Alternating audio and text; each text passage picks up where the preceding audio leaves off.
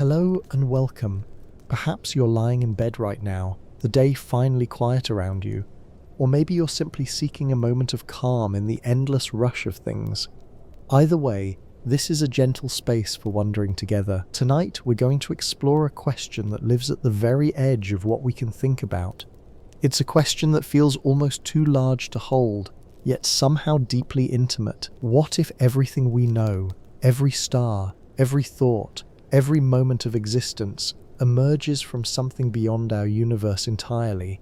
This isn't a question we'll answer. Some questions are more valuable for the journey they invite than for any destination they promise. We're simply going to wander through possibilities together, letting scientific discoveries dissolve into philosophical wonder, allowing certainty to soften into beautiful mystery.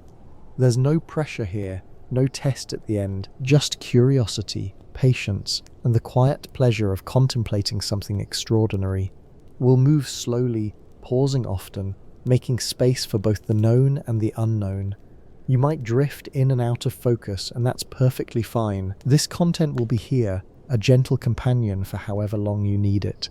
So settle in, wherever you are, let your thoughts slow just a little, and together, let's step toward the boundary of everything we think we understand. Before we can wonder what might lie beyond our universe, perhaps we should spend a moment with the extraordinary fact that we have a universe at all.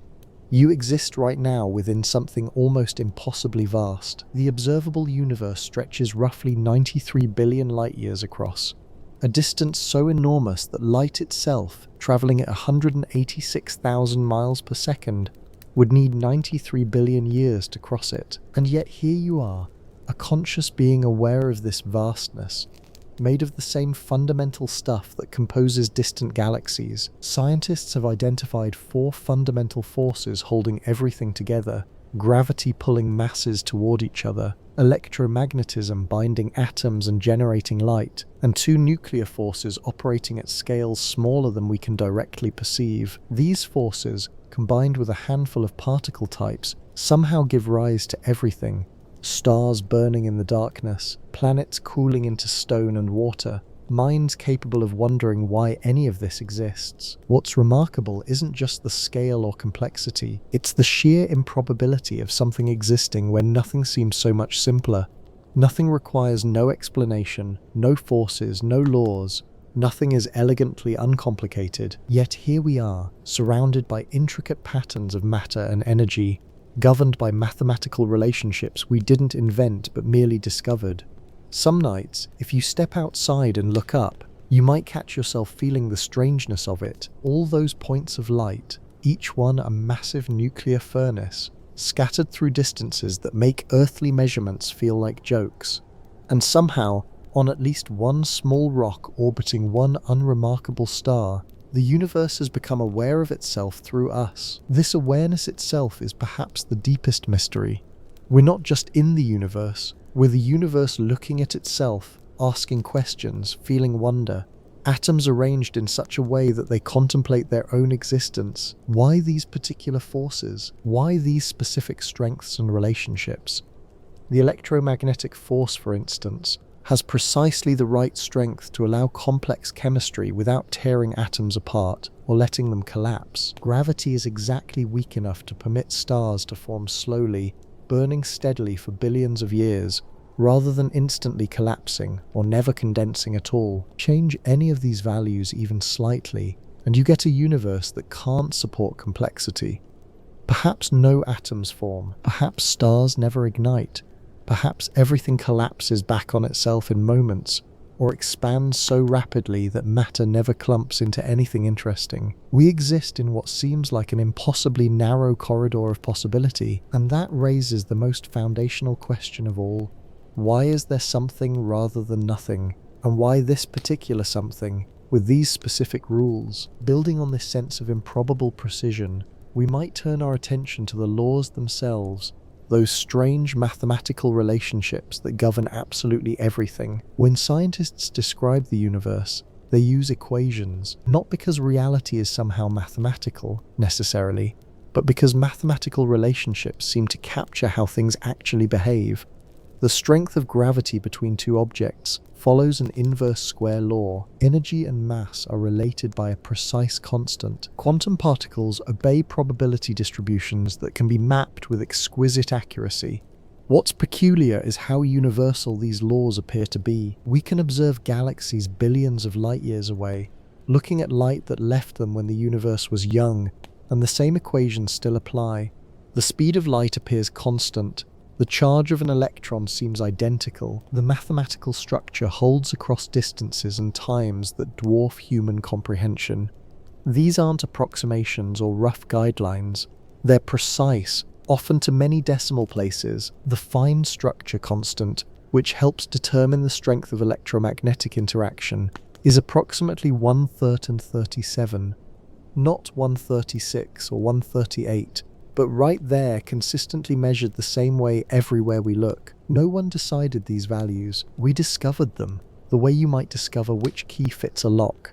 They were already true before humans existed, before Earth formed, before the first stars ignited. They seem to have been true from the earliest moments we can trace. This raises something philosophers call the problem of natural law. Laws in human experience are rules that someone creates. Speed limits exist because lawmakers established them. Mathematical theorems exist because they follow from axioms someone defined. But physical laws, no one wrote those. They simply are, or are they? Some thinkers have wondered whether these laws might be more like descriptions than prescriptions, our way of capturing patterns that emerge from something deeper. Maybe the universe doesn't obey laws the way citizens obey traffic regulations. Maybe the laws are just our labels for what happens when more fundamental principles play out. But what would those more fundamental principles be, and where would they come from? Here's where the question starts to open outward. If the laws of physics just exist, we can ask, why these laws? Why this set of rules and not another? The question feels almost childlike in its simplicity, yet it cuts straight to the foundation of reality. On one hand, maybe the laws are necessary. Maybe there's only one way a universe can be, and we've discovered it. On the other hand, maybe these laws are contingent, selected from infinite possibilities by some process or principle we haven't identified yet. And if they were selected, what did the selecting? What determines that the electromagnetic force has this strength, that the cosmological constant has that value? Did these values simply crystallize randomly at the universe's beginning, or might they reflect some kind of external constraint, some generative principle operating from beyond the system itself? The precision feels too specific to be arbitrary, yet we have no clear explanation for why it couldn't be arbitrary. We exist in what appears to be a finely tuned instrument, but we don't know if there was a tuner, or if we're simply noticing the tuning because we couldn't exist in a universe tuned differently. The laws themselves are silent on their own origins. From these timeless laws, we can trace backward to a beginning, or at least to what appears to be a beginning. The evidence is written everywhere. Galaxies are racing away from each other, the space between them expanding. If we run this expansion backward, like rewinding a film, everything converges to an incredibly hot, dense state, roughly 13.8 billion years ago. This is what we call the Big Bang, though the name is almost comically inadequate for what it represents. We can still detect the afterglow of this beginning. The cosmic microwave background radiation fills all of space, a faint whisper of heat left over from when the universe was young and opaque, before atoms had formed, before light could travel freely. This radiation matches theoretical predictions with unsettling precision, supporting the story our equations tell. It's tempting to imagine the Big Bang as an explosion in space, like a firework bursting, but it wasn't that. Space itself expanded. There was no outside for it to expand into, at least not in any spatial sense we can visualize. The universe didn't grow into a pre-existing void. Rather, the void itself grew, carrying matter and energy along with it. This is already difficult to hold in mind. We're used to things expanding into something else. A balloon expands into the air around it. A city expands into surrounding countryside. But the universe? It expands into itself, into nothing, into something we don't have words for. And what came before? Our equations break down as we approach the initial moment. the density becomes infinite, the temperature becomes infinite, and our mathematical tools fail. We call this a singularity, a point where the physics we understand simply stops working. It's less an answer than a sign saying beyond here, we cannot see. Some cosmologists suggest that time itself began with the Big Bang. There is no before because time is part of the universe, and the universe began then. Asking what came before is like asking what's north of the North Pole, a category error based on misunderstanding the structure of the territory. But that explanation, while logically sound, doesn't quite satisfy the wondering mind, does it? Even if time began with the universe, we can still ask, why did it begin? What catalyzed this sudden eruption of space, time, matter, and energy from a state where none of those things existed? Or did they exist in some form we can't recognize? Was there something, some substrate, some potential, some generative principle that gave birth to our universe's particular arrangement? The Big Bang might describe how the universe unfolded, but it doesn't explain why there was anything to unfold in the first place. It pushes the mystery one step back to a moment before moments existed, and leaves us wondering what kinds of conditions or causes could operate outside of time and space. Perhaps the universe emerged from quantum fluctuations in a pre-existing vacuum. Perhaps it's one bubble in an eternal process of cosmic generation. Perhaps it was created by some external mechanism we can barely conceive of, or perhaps the question itself is flawed, built on assumptions about causation that don't apply at such fundamental levels. The beginning we trace is real, the evidence is overwhelming, but a beginning isn't the same as an ultimate origin. It might be just another transition, another phase in a process vaster than we imagine. Every answer we find seems to birth new questions, especially when we push toward the boundaries of explanation. Consider what happens when we try to extend our understanding beyond the observable universe, or before the Big Bang, or into the quantum realm at the smallest scales. We arrive at what physicists call singularities, points where our equations produce infinities, where our models break down, where the map we've been following simply ends. At the heart of a black hole, general relativity predicts infinite density and zero volume. At the Big Bang, the same. These infinities aren't real features of the universe.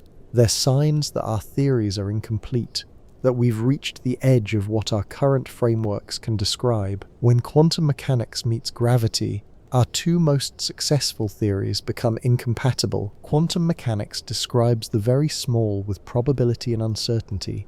General relativity describes the very large with smooth, continuous space-time. Both are spectacularly accurate within their domains, yet they speak different mathematical languages and reach different conclusions when applied to the same extreme situations. This incompatibility suggests something deeper is going on. Some more fundamental description that would make both quantum mechanics and general relativity emerge as approximations, the way Newtonian physics emerged as an approximation of Einstein's relativity. Some call this hypothetical framework quantum gravity. Various approaches exist: string theory, loop quantum gravity, causal set theory, each attempting to describe reality at the Planck scale, about 10 mate and 35 meters, where both quantum effects and gravitational effects become equally important. At this scale, space and time themselves might dissolve into something more fundamental. Perhaps space-time is emergent, arising from deeper quantum interactions the way temperature arises from molecular motion. Perhaps the smooth continuum we experience is actually a foam of quantum fluctuations, bubbling with virtual particles and temporary geometries. But here's what's remarkable. Even if we discover that framework, even if we successfully marry quantum mechanics and gravity, we'll still face deeper questions. We'll still ask why that framework, why those particular mathematical structures, what determines the rules that govern the rules. Science proceeds by finding patterns, then finding deeper patterns that explain the first patterns. We discovered that objects fall because of gravity. Then we discovered that gravity arises from the curvature of space-time. Perhaps we'll discover that space-time arises from something even more fundamental. But at each level we can ask, why this pattern? Why not another? It's like peeling an onion. Each layer removed reveals another layer beneath. and we have no clear indication that we'll ever reach a final layer, a bottom turtle, a foundation that needs no further foundation. Some philosophers suggest there might be an infinite regress, explanations all the way down, forever. Others propose that explanation must eventually become circular, with fundamental principles justifying each other in a loop. Still others wonder if there might be a stopping point, some brute fact about reality that simply is, requiring no further explanation. Or perhaps, and this is where our central question begins to whisper more insistently, perhaps the foundation lies outside the system we're examining. Perhaps the universe's rules and initial conditions were set by something external to the universe itself, something operating according to principles we haven't even begun to imagine. The edges of our explanation might not be failures of science, but indicators of actual boundaries, signposts pointing beyond the territory we can map from within. Among the various ways people have wondered about external generation, one has captured particular attention in recent years: the simulation hypothesis. The basic idea is strangely simple. If consciousness can arise from computational processes, and if technology continues advancing, then eventually some civilization might create simulations detailed enough to contain conscious beings. Those simulated beings would experience their reality as real, unaware they're patterns in some vast computer. If this is possible even once, then it becomes possible many times. Advanced civilization might run millions or billions of simulations, each containing countless conscious entities, which raises an interesting question. If simulated conscious beings vastly outnumber real ones, what are the odds that we're among the real ones? This isn't meant to provoke anxiety. It's simply one angle from which to approach our central question. If our reality is a simulation, then it's generated from outside, by something beyond the system we can observe. The outside would be whoever or whatever is running the program. Some point to quantum mechanics as potential evidence, the way particles exist in probability states until observed, then collapse into definite values. This almost resembles computational efficiency, rendering detail only when needed, like a video game that doesn't fully process areas outside the player's view. The speed of light might be a processing speed limit. The Planck length might be the resolution limit, the smallest possible pixel. The mathematical nature of physical laws might reflect underlying code. These parallels feel intriguing, even if they're not proof of anything. But let's hold this lightly. The simulation hypothesis is one lens, not a conclusion. It's a modern framing of an ancient question: might our reality be secondary to some other, more fundamental reality? Plato imagined prisoners in a cave, seeing only shadows of true forms. Hindu philosophy speaks of Maya, the veil of illusion that obscures ultimate reality. Descartes wondered if an evil demon might be deceiving him about the existence of the external world.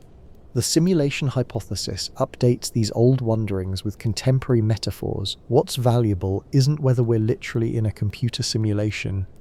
What's valuable is the recognition that reality might have layers, that what we experience directly might emerge from something more fundamental operating according to different principles. If our universe is substrate independent, if consciousness and physical laws could run on different underlying platforms, then the nature of that substrate becomes a profound open question. Are we patterns in a quantum field, in a computer, in some mathematical structure, in a mind, in something we don't have concepts for yet?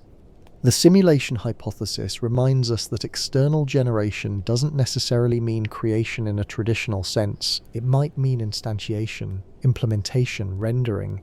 The universe might be a process running on some platform, generated continuously by something outside its own framework. This doesn't make our experiences less real. A simulated sunset is genuinely beautiful to the simulated observer experiencing it. Love, meaning, wonder, these don't depend on what substrate they run on. They're real within their level of existence, and perhaps that's the most important insight here. Reality might be richer than we imagine, with our universe being one expression, one implementation, of something larger.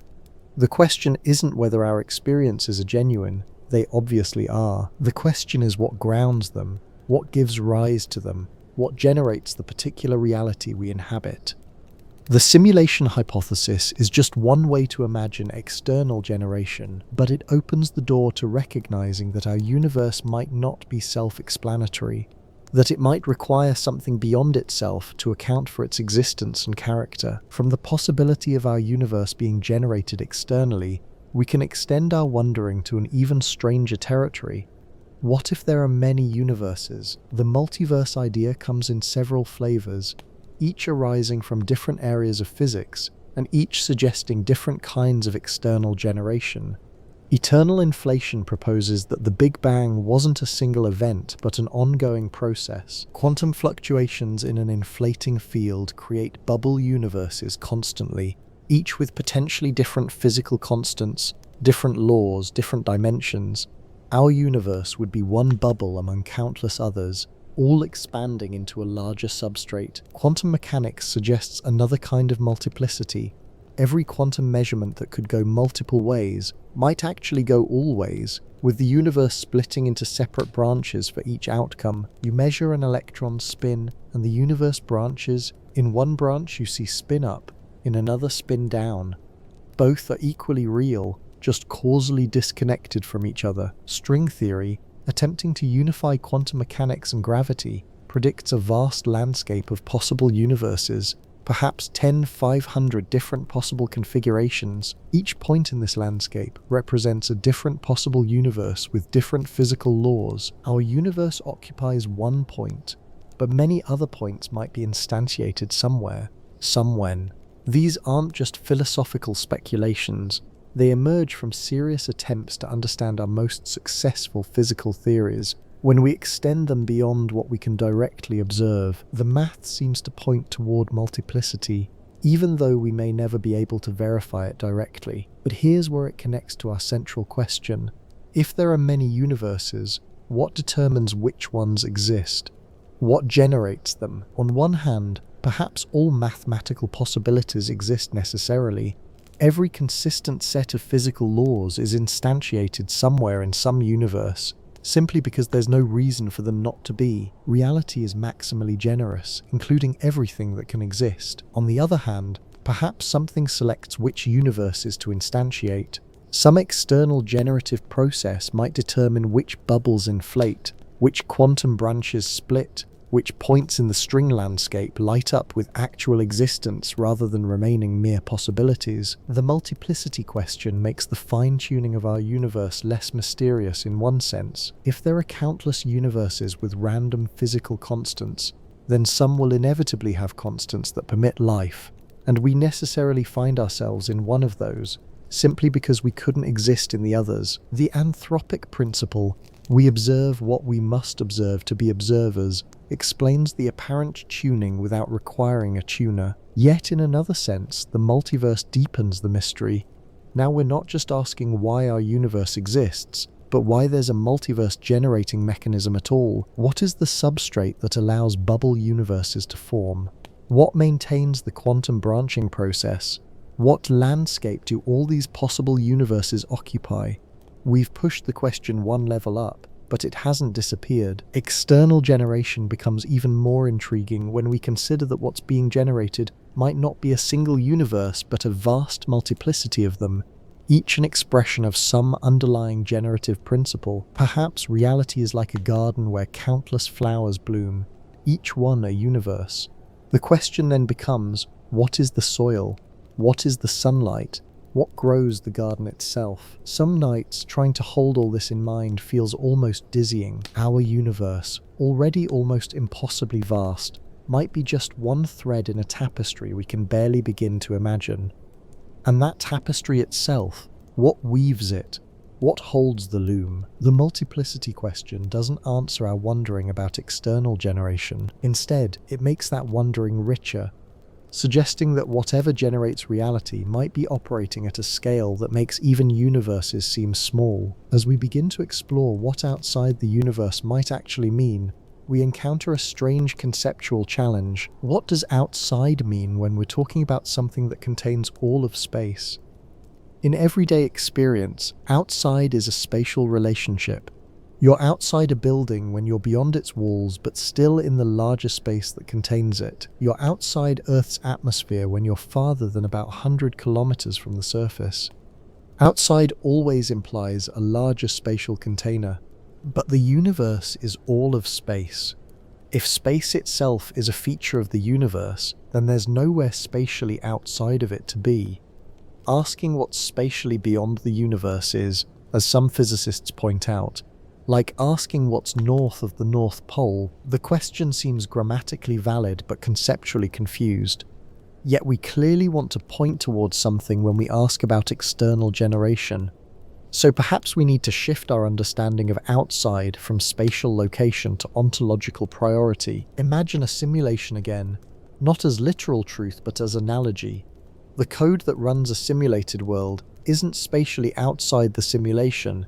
It exists in a different category of being. The simulation space is an emergent feature within the code, not something the code exists inside. The code is ontologically prior to the simulation, even though there's no spatial relationship between them. Similarly, whatever might generate our universe might not be spatially distant from it. It might be categorically different, operating according to principles that don't involve space at all. Outside in this sense means more fundamental than or generative of, rather than located beyond. This is admittedly strange to contemplate. Our minds are built to navigate spatial relationships. We think in terms of containers and contents, insides and outsides here and there. Trying to conceive of outside without spatial separation feels like grasping at something just beyond our conceptual reach. Perhaps mathematical structures provide a clearer analogy. Consider the relationship between mathematical truths and physical reality. Mathematical theorems don't exist somewhere in physical space. The Pythagorean theorem isn't located at some cosmic coordinate, yet it seems to have a kind of reality. It was true before humans discovered it. It would remain true if humans disappeared, and it applies everywhere in Euclidean space. Is mathematics ontologically prior to physics? Does the physical universe emerge from or depend on mathematical structures that exist independently? If so, those structures would be outside the universe in the sense of being more fundamental, even though they're not spatially located anywhere. The question of what outside means reveals something important about our investigation.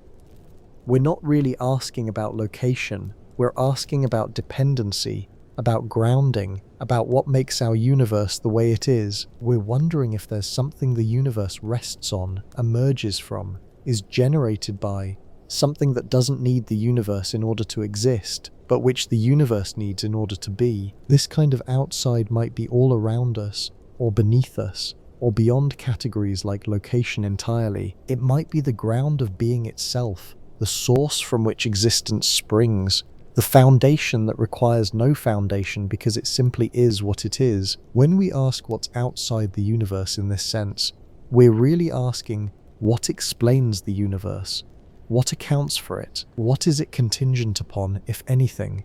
And those questions lead us into deep metaphysical territory where spatial intuitions no longer serve us well. Building from this notion of ontological priority, we might consider whether abstract mathematical structures could be the outside that generates physical reality.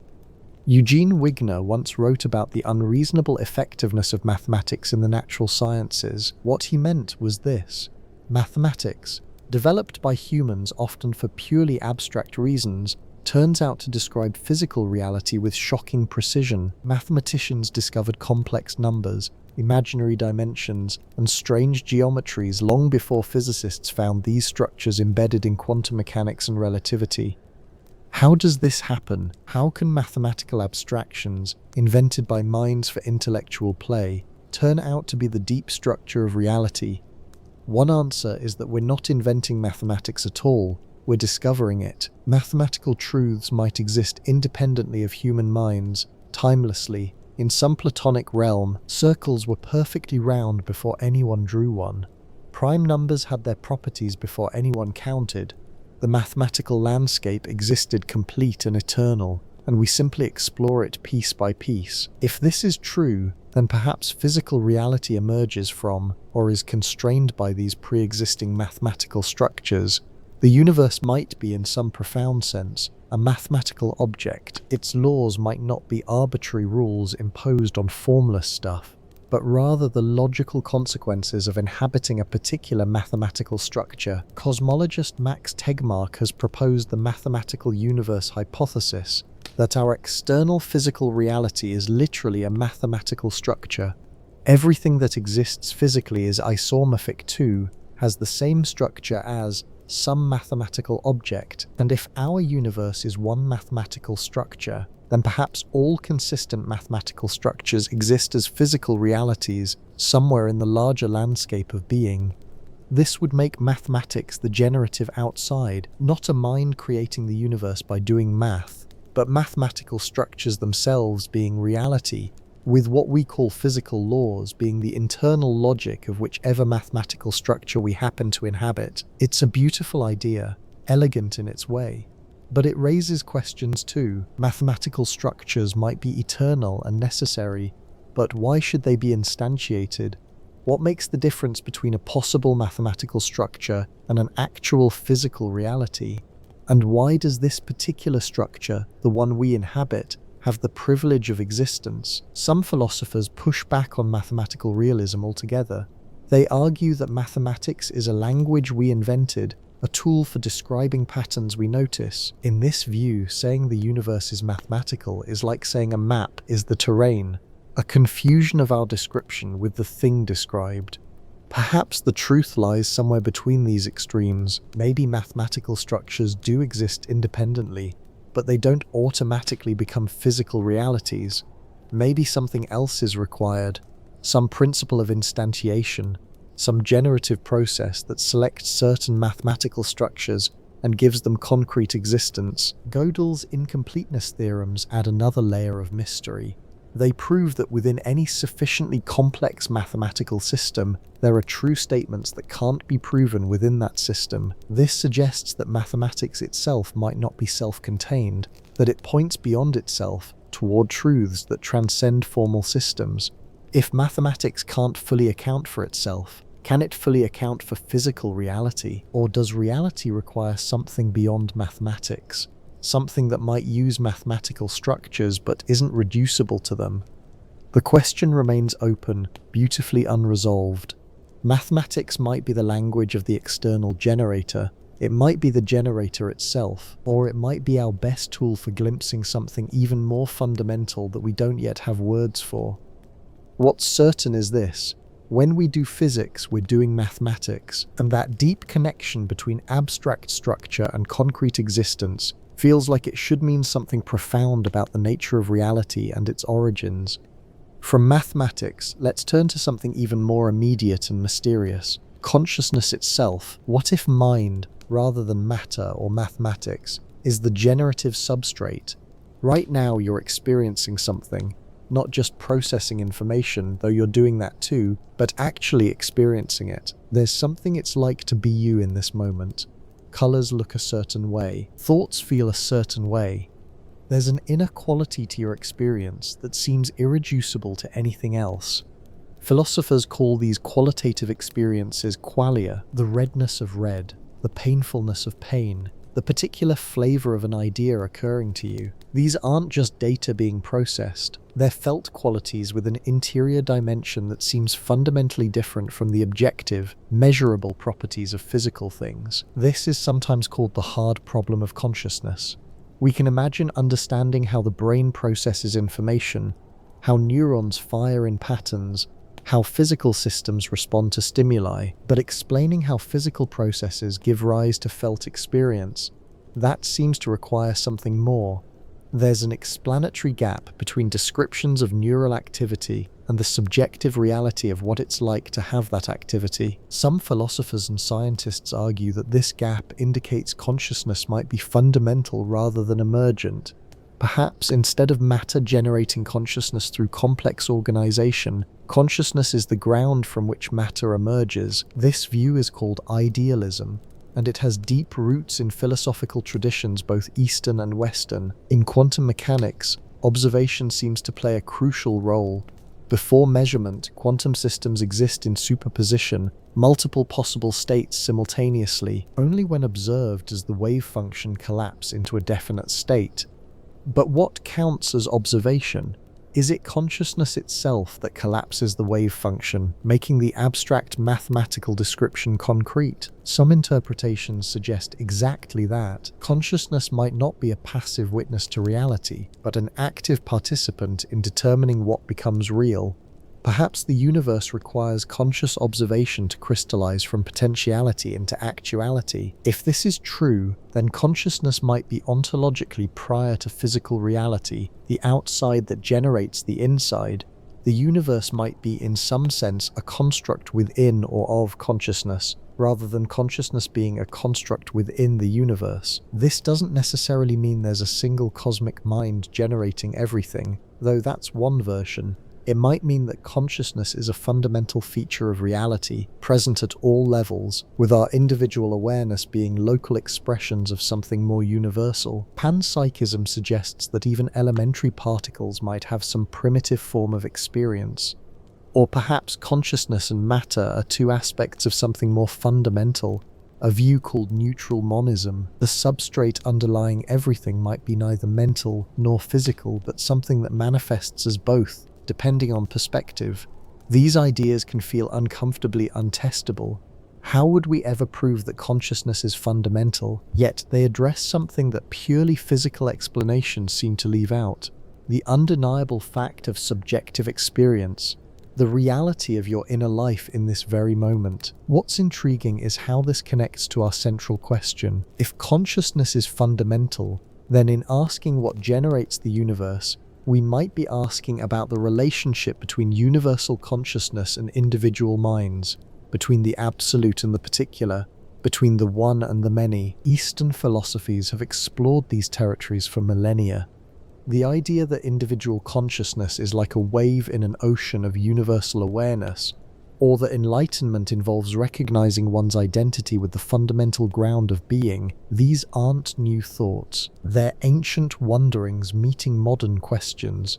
We don't need to accept any particular view, but the consciousness angle reminds us that whatever generates reality must somehow account for the most immediate, undeniable fact we know. That experience happens, that being aware feels like something, that consciousness exists, and that consciousness, yours, mine, everyone's, might be less like a product of the universe and more like a clue about what the universe fundamentally is. Alongside mathematics and consciousness, there's another candidate for the fundamental nature of reality: information itself. When you look around your current environment, you see objects, furniture, walls, perhaps a window showing the world outside. These appear solid, tangible, made of matter, but modern physics suggests something stranger. Matter is mostly empty space. Atoms are tiny nuclei surrounded by probability clouds of electrons. Between particles, there's essentially nothing. What we call stuff is really patterns of quantum fields, waves of probability that collapse into particles when interacted with. And these patterns, they can be described as information, specifications of which quantum states are actual, which configurations are present. The holographic principle, emerging from black hole physics, suggests something even more radical. It proposes that all the information in a three-dimensional region of space can be encoded on its two-dimensional boundary. The universe might be fundamentally two-dimensional, with our experience of three dimensions being a projection, a hologram generated from information stored on a distant surface. If this is true, then what we think of as the physical universe might be more like a data structure than a material substance. Reality might be fundamentally informational, with matter and energy being emergent properties of information processing. John Wheeler, the physicist who coined the term black hole, proposed it from bit, the idea that every physical quantity, every it, derives from binary choices, from bits of information. Ask enough yes or no questions about a system, and you've completely specified its physical state. Perhaps reality is built from questions and answers, from distinctions and specifications, from information all the way down. This view connects intriguingly to our question about external generation. If the universe is fundamentally informational, then what maintains this information? What processes it? What determines which informational states are actual versus merely possible? In our everyday experience with information, there's always a substrate. Computer data exists in patterns of electrical charge, magnetic orientation, or optical properties. Books contain information in ink patterns on paper. Brains store information in synaptic connections and neural activity patterns. Information always seems to require something physical to instantiate it, but perhaps that's backwards. Perhaps what we call physical substrates are themselves patterns of information, and the fundamental substrate, the true outside, is pure information processing without needing anything physical to run on. This is where the simulation hypothesis returns, but in a more subtle form. Not necessarily that we're in someone's computer, but that the universe operates like computation. Information being processed according to rules, states being transformed, patterns emerging and evolving. The laws of physics might be algorithms, space and time might be organizational structures for information, causation might be information flow, reality might be a self-sustaining informational process, or it might be computation running on some external substrate we can't directly perceive. Quantum entanglement adds another layer of mystery. When particles become entangled, measuring one instantly affects the other, regardless of distance. No signal passes between them, at least not through space, but information about their correlated states exists in their relationship. This suggests that information might be more fundamental than the space and time we think contains it. If the universe is fundamentally informational, then asking about external generation becomes asking, what is the ultimate information processor? What sets the initial informational state? What determines the rules by which information evolves?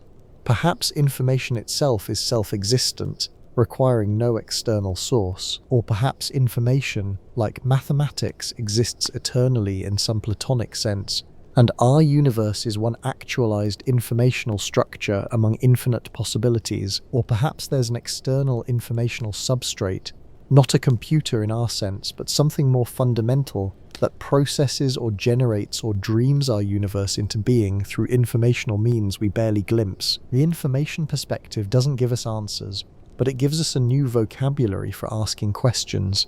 Instead of asking what our universe is made of, we can ask, what information does it embody? And where does that information come from? Staying with fundamental questions about reality's nature, let's turn to quantum mechanics itself, perhaps the strangest and most successful theory we've ever developed. Before quantum mechanics, the universe seemed deterministic. If you knew all the positions and velocities of all particles, you could in principle calculate the entire future and past. Reality was like a vast clockwork mechanism, complex but ultimately predictable. Quantum mechanics revealed something more mysterious. At fundamental scales, reality exists in superposition, multiple states simultaneously until observed. Particles don't have definite positions and velocities, they have probability distributions. They're smeared across possibility space until something forces them to choose. The famous double-slit experiment demonstrates this beautifully. Send individual photons through two slits, and they create an interference pattern as if each photon went through both slits simultaneously, interfering with itself. But observe which slit the photon goes through, and the interference disappears.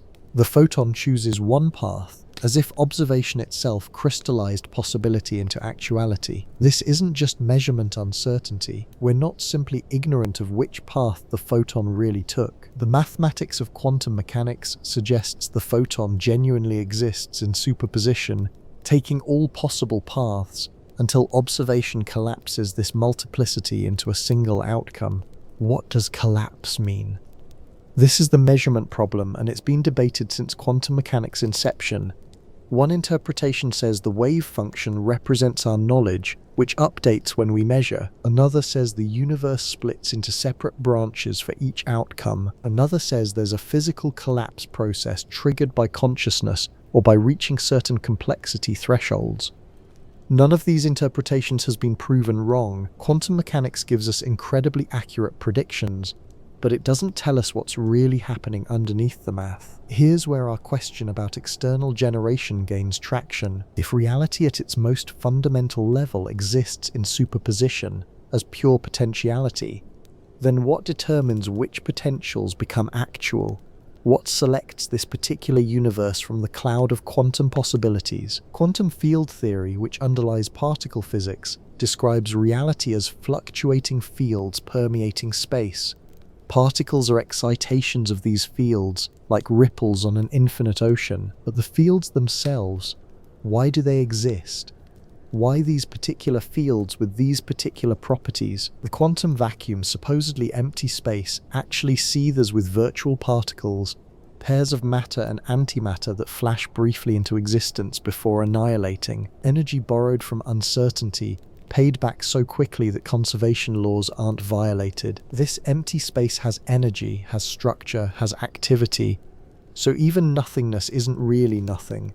The quantum vacuum is something governed by quantum field theory, subject to physical laws. It's not an ultimate foundation, but another layer requiring explanation. Perhaps quantum mechanics is revealing something profound, that potentiality is more fundamental than actuality. Maybe reality is primarily a landscape of possibilities, and what we experience as the universe is one path through that landscape, one crystallization of potential into actual. If so, what guides the crystallization? Is it purely random, or is there some selection principle?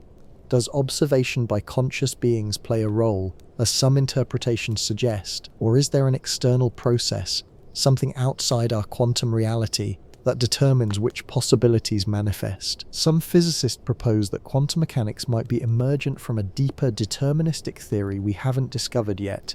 Others suggest that indeterminacy is fundamental and irreducible, that reality is genuinely probabilistic at its core. The quantum foundation of reality feels like a clue. It suggests that the universe isn't a static thing but a dynamic process, constantly choosing from possibilities, crystallizing potentials, generating actuality from abstract mathematical structures. And that process, that ongoing determination of which quantum possibilities become real, might require or suggest something external to the system, some generative principle that isn't itself subject to quantum indeterminacy, but somehow resolves it into concrete existence. Our final perspective in this chapter considers the possibility that our universe might be embedded in higher dimensional space, a lower dimensional projection of something vaster. We experience three spatial dimensions: length, width, height.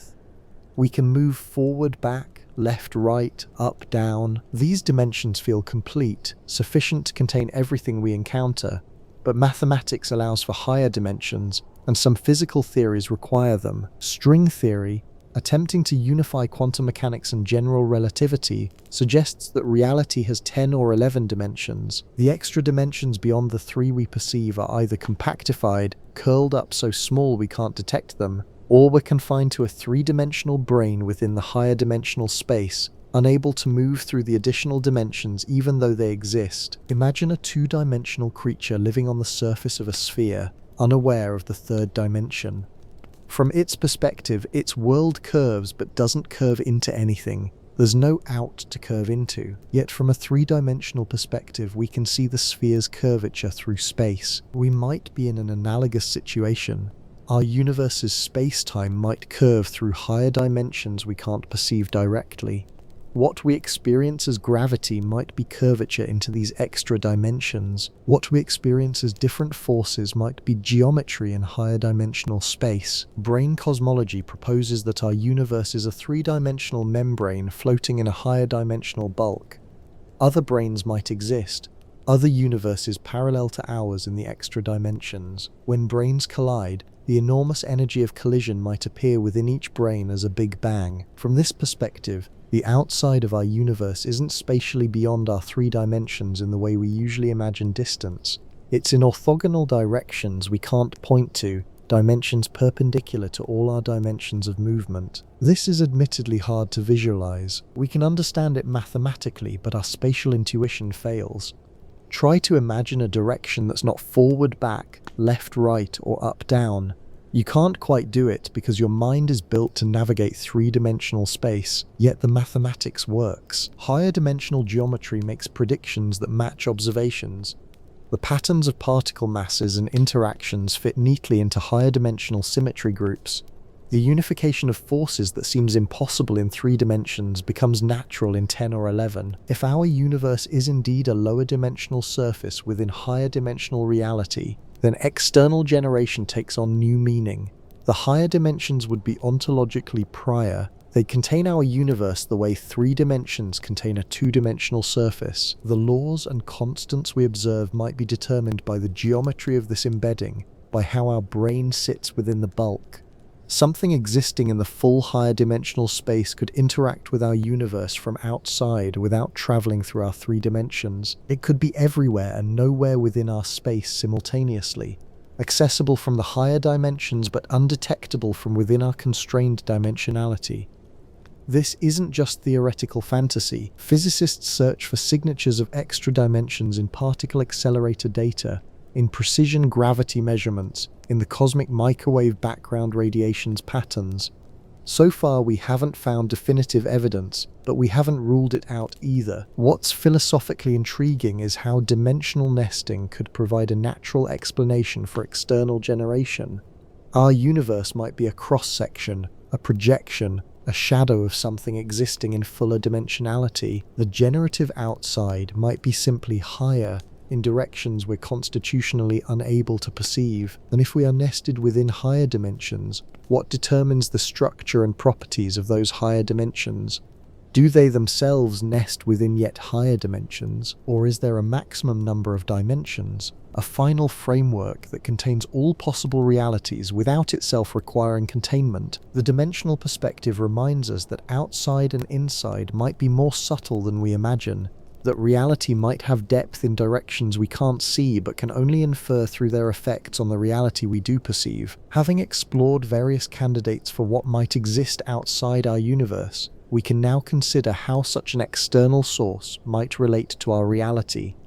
Is it creation or emanation? A singular act or continuous sustenance? The distinction matters. Creation in the traditional sense implies a beginning. Something that didn't exist is brought into being through an act of will or power. Before the creation, there was only the creator. After the creation, there's both the creator and the created thing, distinct from each other, separate. Emanation is different. It suggests continuous flowing forth, like light from the sun or heat from fire. The source doesn't create the emanation as something separate. Rather, the emanation is a natural overflow or expression of the source's nature. The sun doesn't decide to shine. Shining is what suns do.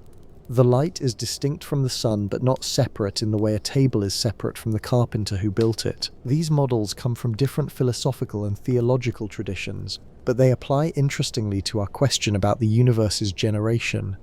If our reality was created, that suggests a discrete beginning. The external generator, existing prior to the universe though prior, is complicated when time itself begins with the universe, brought everything into existence at some first moment. This aligns with Big Bang cosmology in some ways. There's a definite starting point we can trace to, but here's a puzzle. What changed? If the external generator is timeless and eternal, what could prompt it to create at a particular moment rather than another?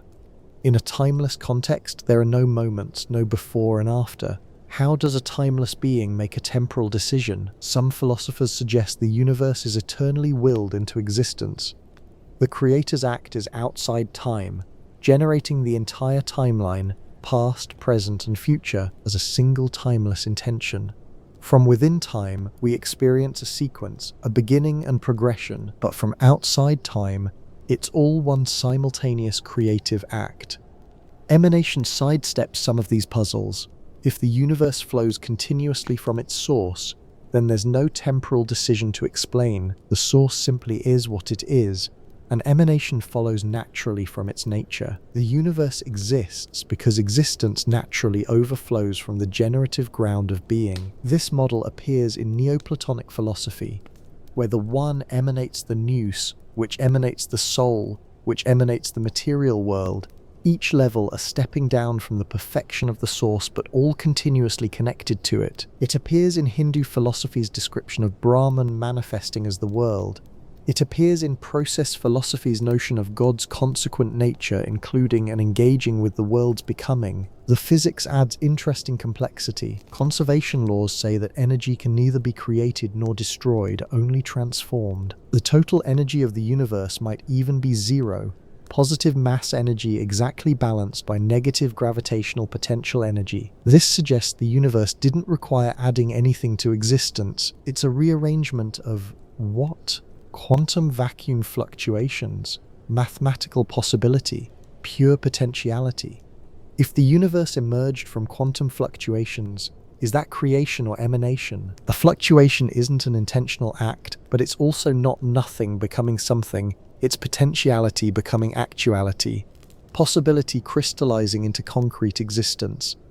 Perhaps the distinction between creation and emanation dissolves at fundamental levels. Maybe what we're calling generation is something that doesn't fit neatly into either category, something that's simultaneously completely new creation and natural overflow emanation, depending on perspective. What feels important is recognizing that our universe's relationship to its potential external source might be dynamic rather than static. Whether through creation or emanation, the question isn't just why is there something, but what sustains this something, which leads us toward our next consideration. The deeper we go into questions of generation, the more we confront time's strangeness. And perhaps nowhere is this stranger than when we try to understand how something timeless could generate something temporal. In everyday experience, causation is temporal. You flip a switch, then the light turns on. The cause precedes the effect. Events unfold in sequence, each moment following the previous one, effects trailing their causes like a river flowing through time. But what if time itself is part of what's being generated? What if the external source exists outside temporal sequence entirely? Then our normal understanding of causation breaks down. Einstein's relativity already challenges our intuitive sense of time. It reveals that time is relative to motion and gravity, that simultaneity isn't absolute, that the past and future don't exist as separate realms but are dimensions in a four-dimensional space-time. What we call now is a perspective-dependent slice through this four-dimensional structure. The block universe view takes this seriously. It proposes that past, present, and future all exist equally. The universe isn't becoming, it simply is a four-dimensional object, complete and eternal from outside the temporal dimension. Our experience of time flowing is like watching a movie. The entire film exists on the disc, but we encounter it frame by frame. If this is right, then the external generator doesn't create the universe at a moment. It generates the entire space-time block, all moments simultaneously, from a timeless perspective. The Big Bang isn't when the universe began in time. It's one end of the temporal dimension, the edge of the block. This helps resolve the question, what came before the Big Bang? The answer is, nothing came before, because before requires time, and time is part of the block. It's like asking what's south of the South Pole. The question assumes a spatial direction that doesn't exist there. But this raises new puzzles. If the entire timeline exists eternally in the block universe, what does generation even mean? Is the block universe self-existent, requiring no external source? Or is there something beyond the block that grounds it, that explains why this particular four-dimensional structure exists, rather than another, or rather than nothing? Aquinas, the medieval philosopher, distinguished between temporal causation and ontological causation. A temporal cause produces an effect that begins to exist at some moment. An ontological cause explains why something exists at all, why it has being rather than non-being, regardless of time. A table requires a carpenter temporarily. The carpenter worked before the table existed, but the table also requires the wood ontologically, right now, to continue existing. Remove the wood, and the table ceases to be instantly. The wood is a here and now cause of the table's being, not a back-then cause of its beginning. Maybe the universe's relationship to its external source is ontological rather than temporal. The source doesn't create the universe and then step back. It sustains the universe's existence moment by moment, or rather it grounds the entire space-time block in being, making it actual rather than merely possible. This would be true even if the universe has always existed temporally. Even an eternal universe could depend ontologically on something outside itself for its existence. The question wouldn't be when did the universe begin, but why is there this universe existing at all? Quantum mechanics adds another wrinkle. The wave function evolves deterministically according to Schrödinger's equation.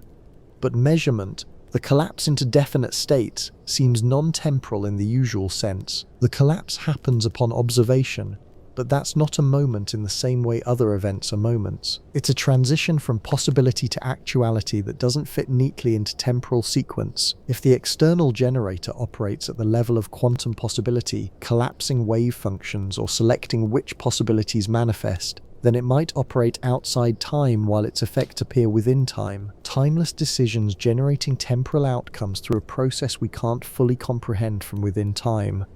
All of this is admittedly difficult to hold clearly in mind. Our thinking is temporal, our language is temporal.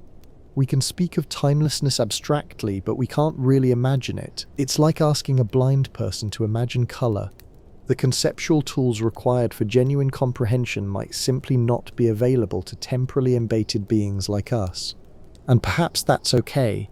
Perhaps recognizing the limitation is itself valuable. We can acknowledge that the timelessness problem is real, that it points toward mysteries our categories can't capture, without pretending we've dissolved the mystery into clarity. Moving from the temporal puzzle, we encounter another profound question.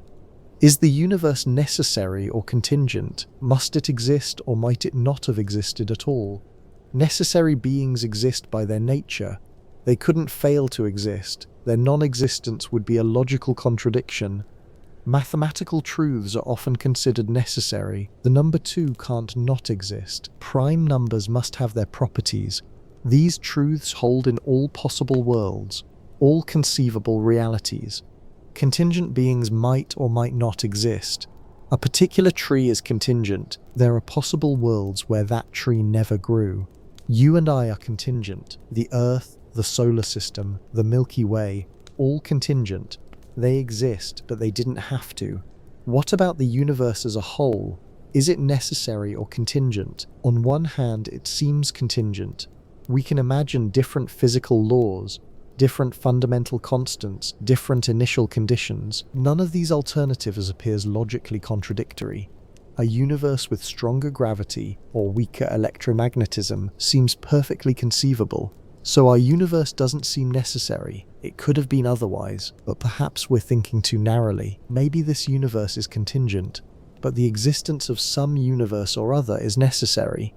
Maybe reality can't not exist, even if the particular form it takes could vary. This leads to a classic philosophical argument, the argument from contingency. If the universe is contingent, then it requires an explanation for its existence, but that explanation must eventually terminate in something necessary. Otherwise, we have an infinite regress of contingent things explaining contingent things, which seems unsatisfying. The necessary being at the end of the chain would be the external generator we've been wondering about.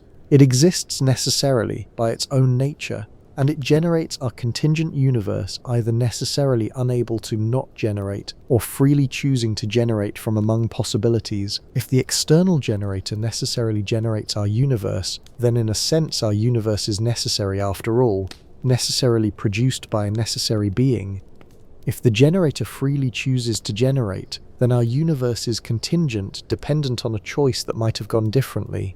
This maps onto theological questions that have occupied philosophers for centuries.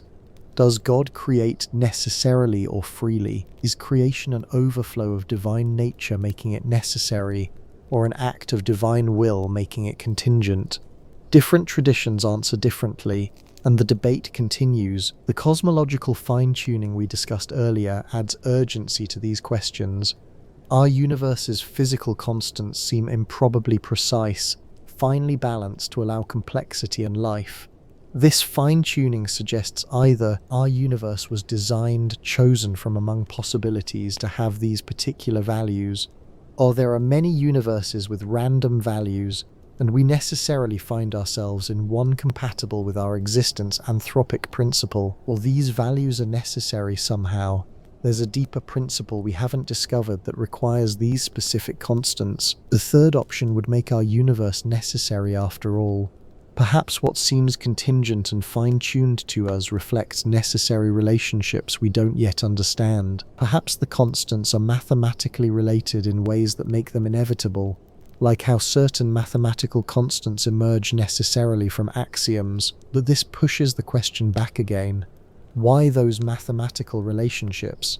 Why that axiom system? Even if our universe's properties follow necessarily from deeper principles, we can ask whether those principles are themselves necessary or contingent. Some philosophers embrace an infinite regress, contingent things explained by contingent things forever. Others accept brute facts, things that just are, requiring no further explanation. Still others insist on terminating in necessity, something that exists and acts by its own nature, needing nothing beyond itself. What's remarkable is how this ancient philosophical question connects to cutting-edge physics. When cosmologists ask why the cosmological constant has the value it does, or why there are 3 dimensions of space, they're encountering the necessity-contingency question in scientific form, and perhaps the answer matters less than the asking. Whether the universe is necessary or contingent, whether it requires an external generator or not, the mere fact that we can ask these questions, that we can conceive of the universe not existing, or existing differently, reveals something about our position within reality. We're beings who can step back from existence itself and ask why, and that capacity for wonder, that drive to understand, might be as profound a mystery as the universe it contemplates. Having considered whether the universe was necessarily or freely generated, we can ask, does it require continuous sustaining, or did it begin and then continue on its own? Imagine 2 scenarios. In the first, a clockmaker builds a clock, winds it up, and walks away. The clock continues ticking, following the laws of mechanics, requiring nothing further from its maker. In the second, a musician plays a note. The note exists only while the musician sustains it, ceasing the moment the breath or bow stops. Is the universe more like the clock or the note? The clockwork universe was a common metaphor in the Enlightenment. God or whatever external source created the universe, established its laws, set the initial conditions, and then stepped back. The universe continues according to natural law, deterministic and self-sufficient, requiring no further intervention. This deist picture has appeal. It seems to respect both the transcendence of the external source, which doesn't need to meddle constantly, and the integrity of natural law, which operates consistently without interference. Science can proceed studying the mechanisms without worrying about unpredictable external tinkering, but modern physics complicates this picture. The quantum vacuum constantly seethes with activity, virtual particles flash into and out of existence, fields permeate all space, maintained by what exactly? Energy is conserved, but that doesn't explain why there's energy to conserve. Matter persists from moment to moment, but persistence itself might require explanation. Classical physics treated existence as inert. Things continue existing because nothing stops them. But quantum physics suggests reality is more dynamic. Particles are probability waves that must collapse continuously. Fields must maintain their values. Space itself has energy and structure that must be sustained. Some philosophers argue that existence at any moment requires a sustaining cause. Even if the universe has always existed, it needs something to ground its existence right now, to make actual rather than merely possible. Without this sustaining presence, reality would simply cease, not because something destroyed it, but because nothing maintains it in being. This is different from temporal causation. It's not that the sustaining source acts first and then the universe exists.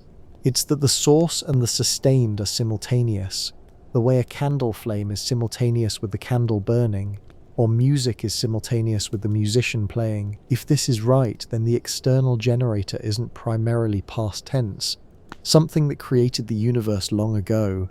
It's present tense, something that sustains the universe right now and always. Generation is continuous, like a fountain flowing rather than a builder finishing. This connects to the emanation model we discussed earlier. Emanation is inherently continuous.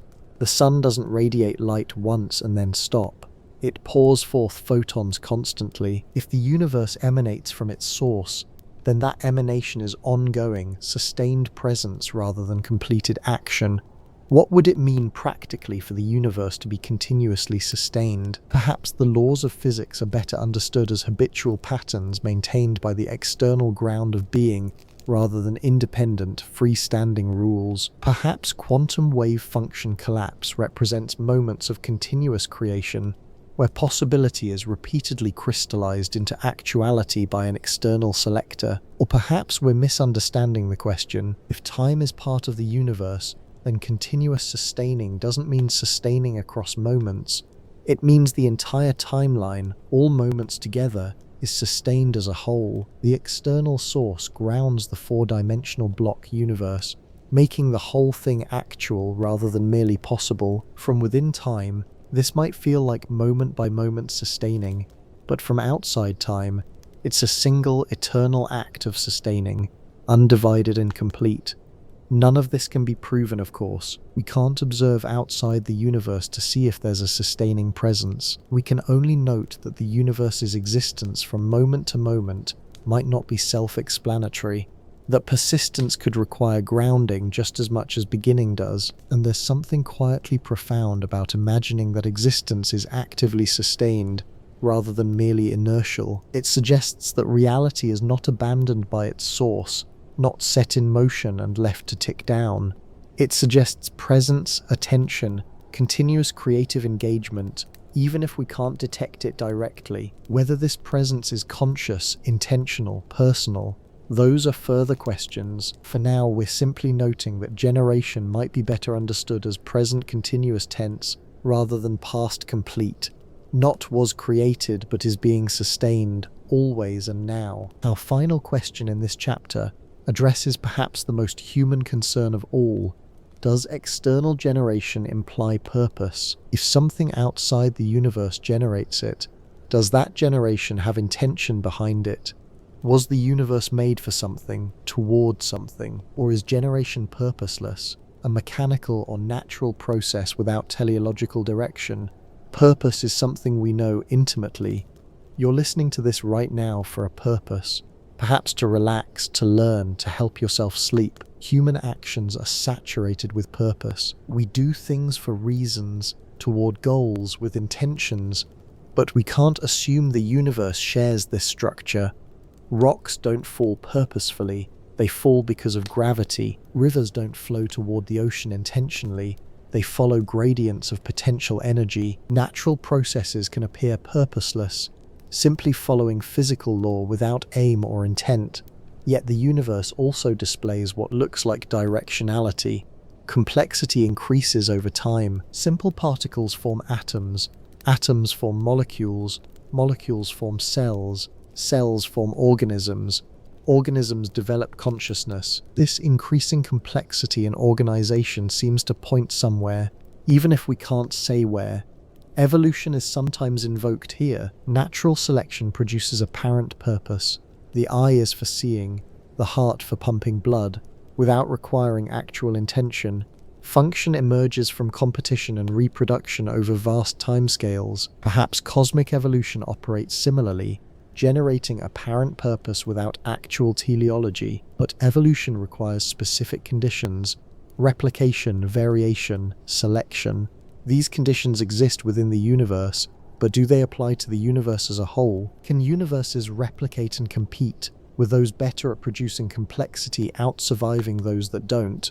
Some versions of multiverse theory suggest exactly that.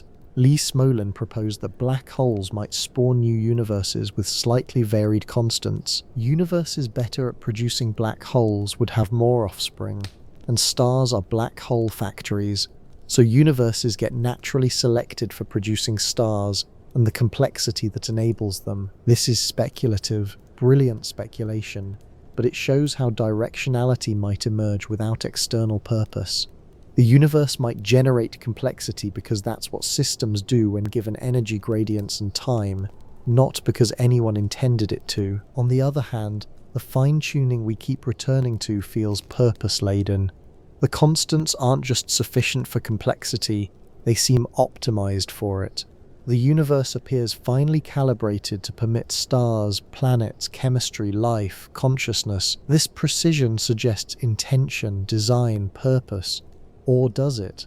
The anthropic principle reminds us that we can only observe universes capable of producing observers. If we exist necessarily in a universe fine-tuned for our existence, then the apparent purposefulness might be observation selection bias rather than actual purpose.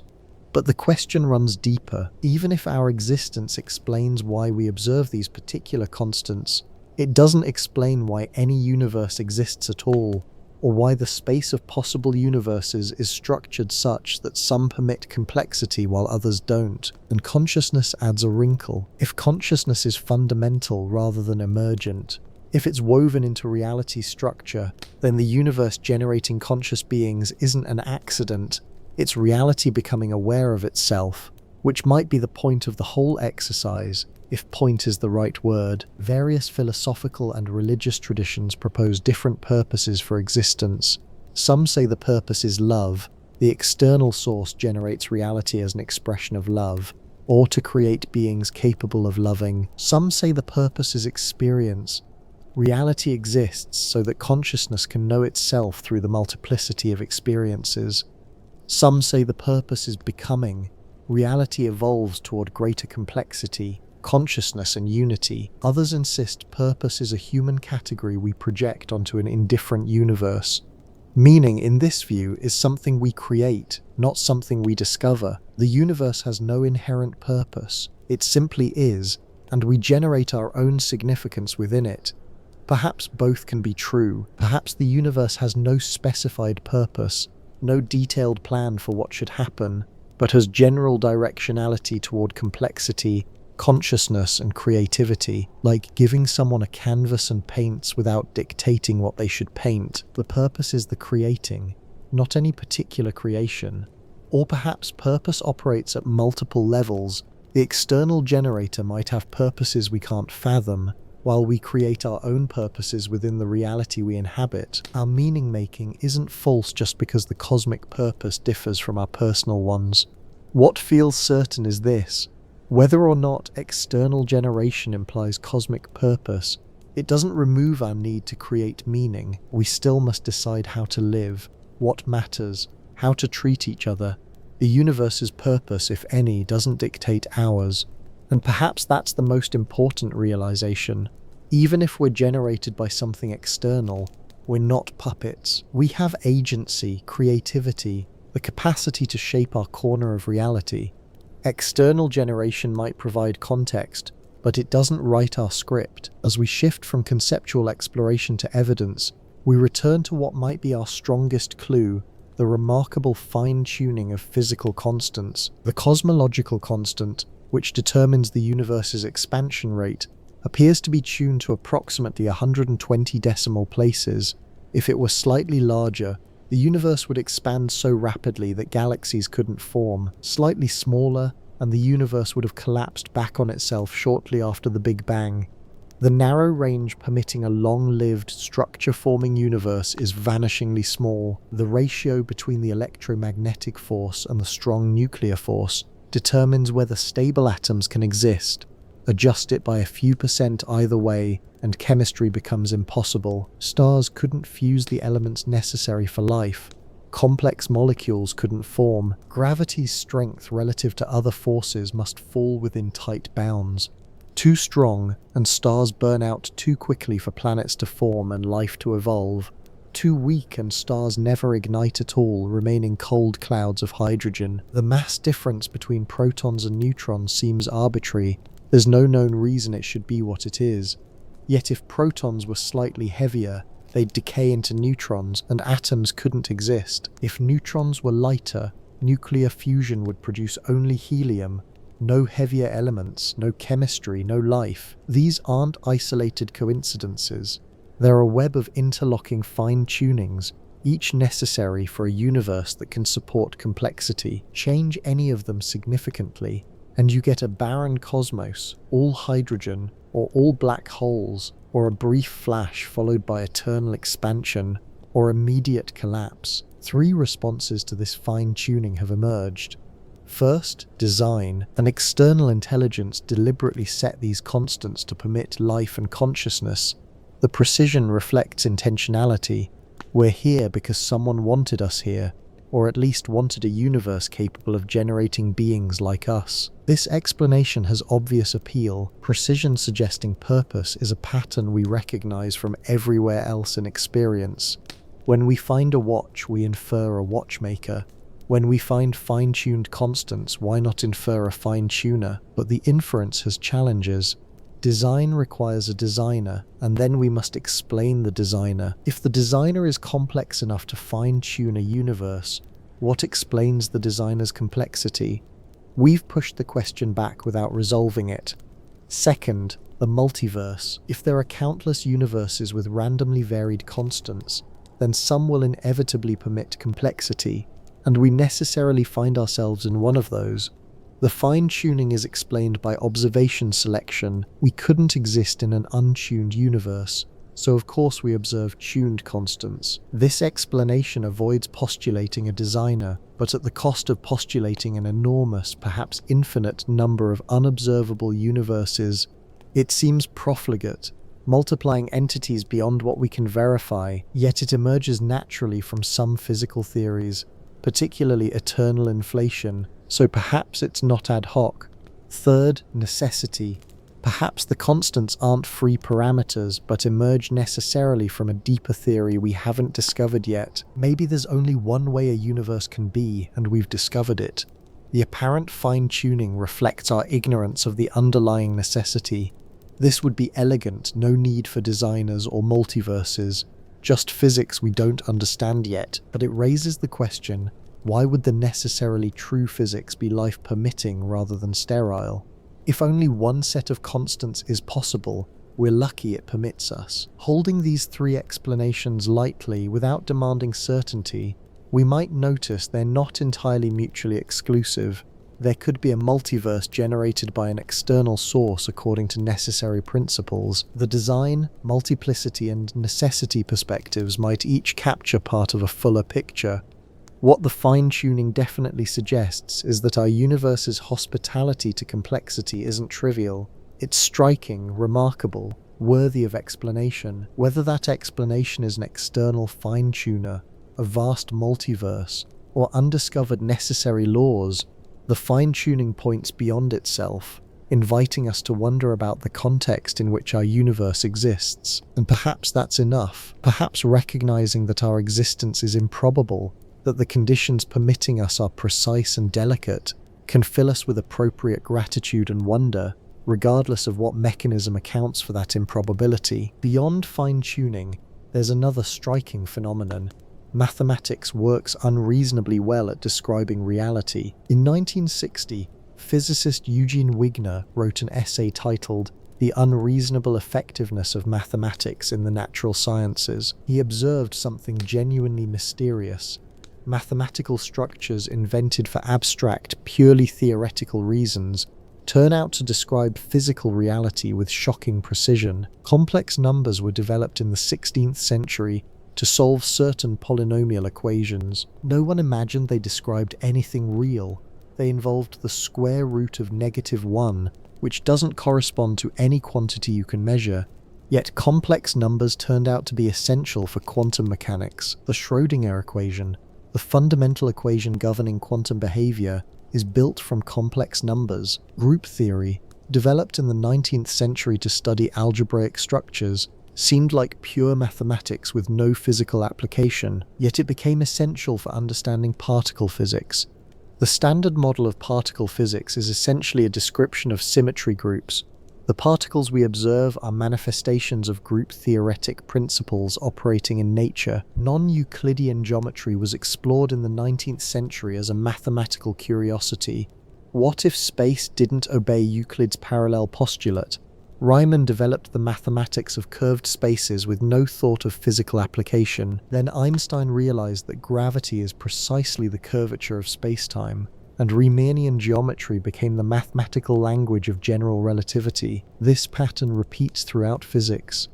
Mathematicians explore abstract structures for aesthetic or logical reasons. Decades or centuries later, physicists discover those exact structures encoded in nature. It's as if reality is somehow reading the mathematics textbooks. How does this happen? Why should abstract mathematical constructs, products of human imagination, correspond to the deep structure of physical reality? One answer: we're not inventing mathematics. We're discovering structures that exist independently. This explanatory gap has led some thinkers to propose that consciousness is fundamental rather than emergent. Perhaps it's not that complex physical systems generate consciousness, but that consciousness is woven into reality at the most basic level.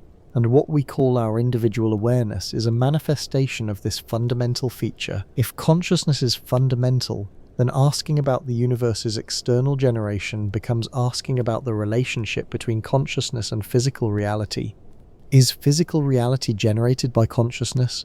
Is consciousness generated by physical reality? Are they two aspects of something more fundamental? The measurement problem in quantum mechanics adds intrigue here. The wave function evolves deterministically until observation, at which point it collapses into a definite state. But what counts as observation? Early quantum pioneers like von Neumann suggested that consciousness might play a special role in collapsing the wave function. This isn't mainstream physics anymore, but the question hasn't been fully resolved. If observation requires consciousness, and observation determines which quantum possibilities become actual, then consciousness might play an active role in generating concrete reality from quantum potential. The binding problem in neuroscience presents another puzzle. Your brain has billions of neurons, each firing independently, yet you experience unified consciousness, a single integrated awareness rather than billions of separate micro-experiences. How do all these separate physical processes combine into one subjective viewpoint? No one has a satisfactory physical explanation for this binding. It suggests that consciousness might not be identical to neural activity. Perhaps consciousness is what neural activity correlates with, reflects, or manifests, but isn't reducible to. Some philosophers propose panpsychism, the idea that consciousness or proto-consciousness is present even in fundamental particles. A rock isn't conscious like we are, but maybe it has some primitive form of experience. Consciousness would then be a basic feature of reality, like mass or charge, not something that mysteriously emerges from complex organization. Others suggest idealism, that consciousness is primary and matter is derivative. The universe exists fundamentally as experience or mental content, and what we call physical reality is an organized structure within consciousness, not something separate from it. These views might seem wild, but they take seriously something undeniable. Consciousness exists, you're experiencing it right now, and purely physical explanations seem to leave out precisely what's most essential about it, the experiencing itself. If consciousness is fundamental or primary, then the external generation of our universe might be better understood as consciousness manifesting physical reality rather than physical processes generating consciousness. The outside might be universal consciousness or mind, and our individual awareness might be this universal consciousness localized, knowing itself through myriad perspectives. This connects to mystical traditions across cultures. The idea that individual consciousness is like a wave in an ocean of universal awareness appears in Hinduism, Buddhism, Sufism, Christian mysticism, and indigenous spiritualities worldwide. Perhaps these traditions discovered something empirically through introspection that we're now approaching theoretically through philosophy of mind.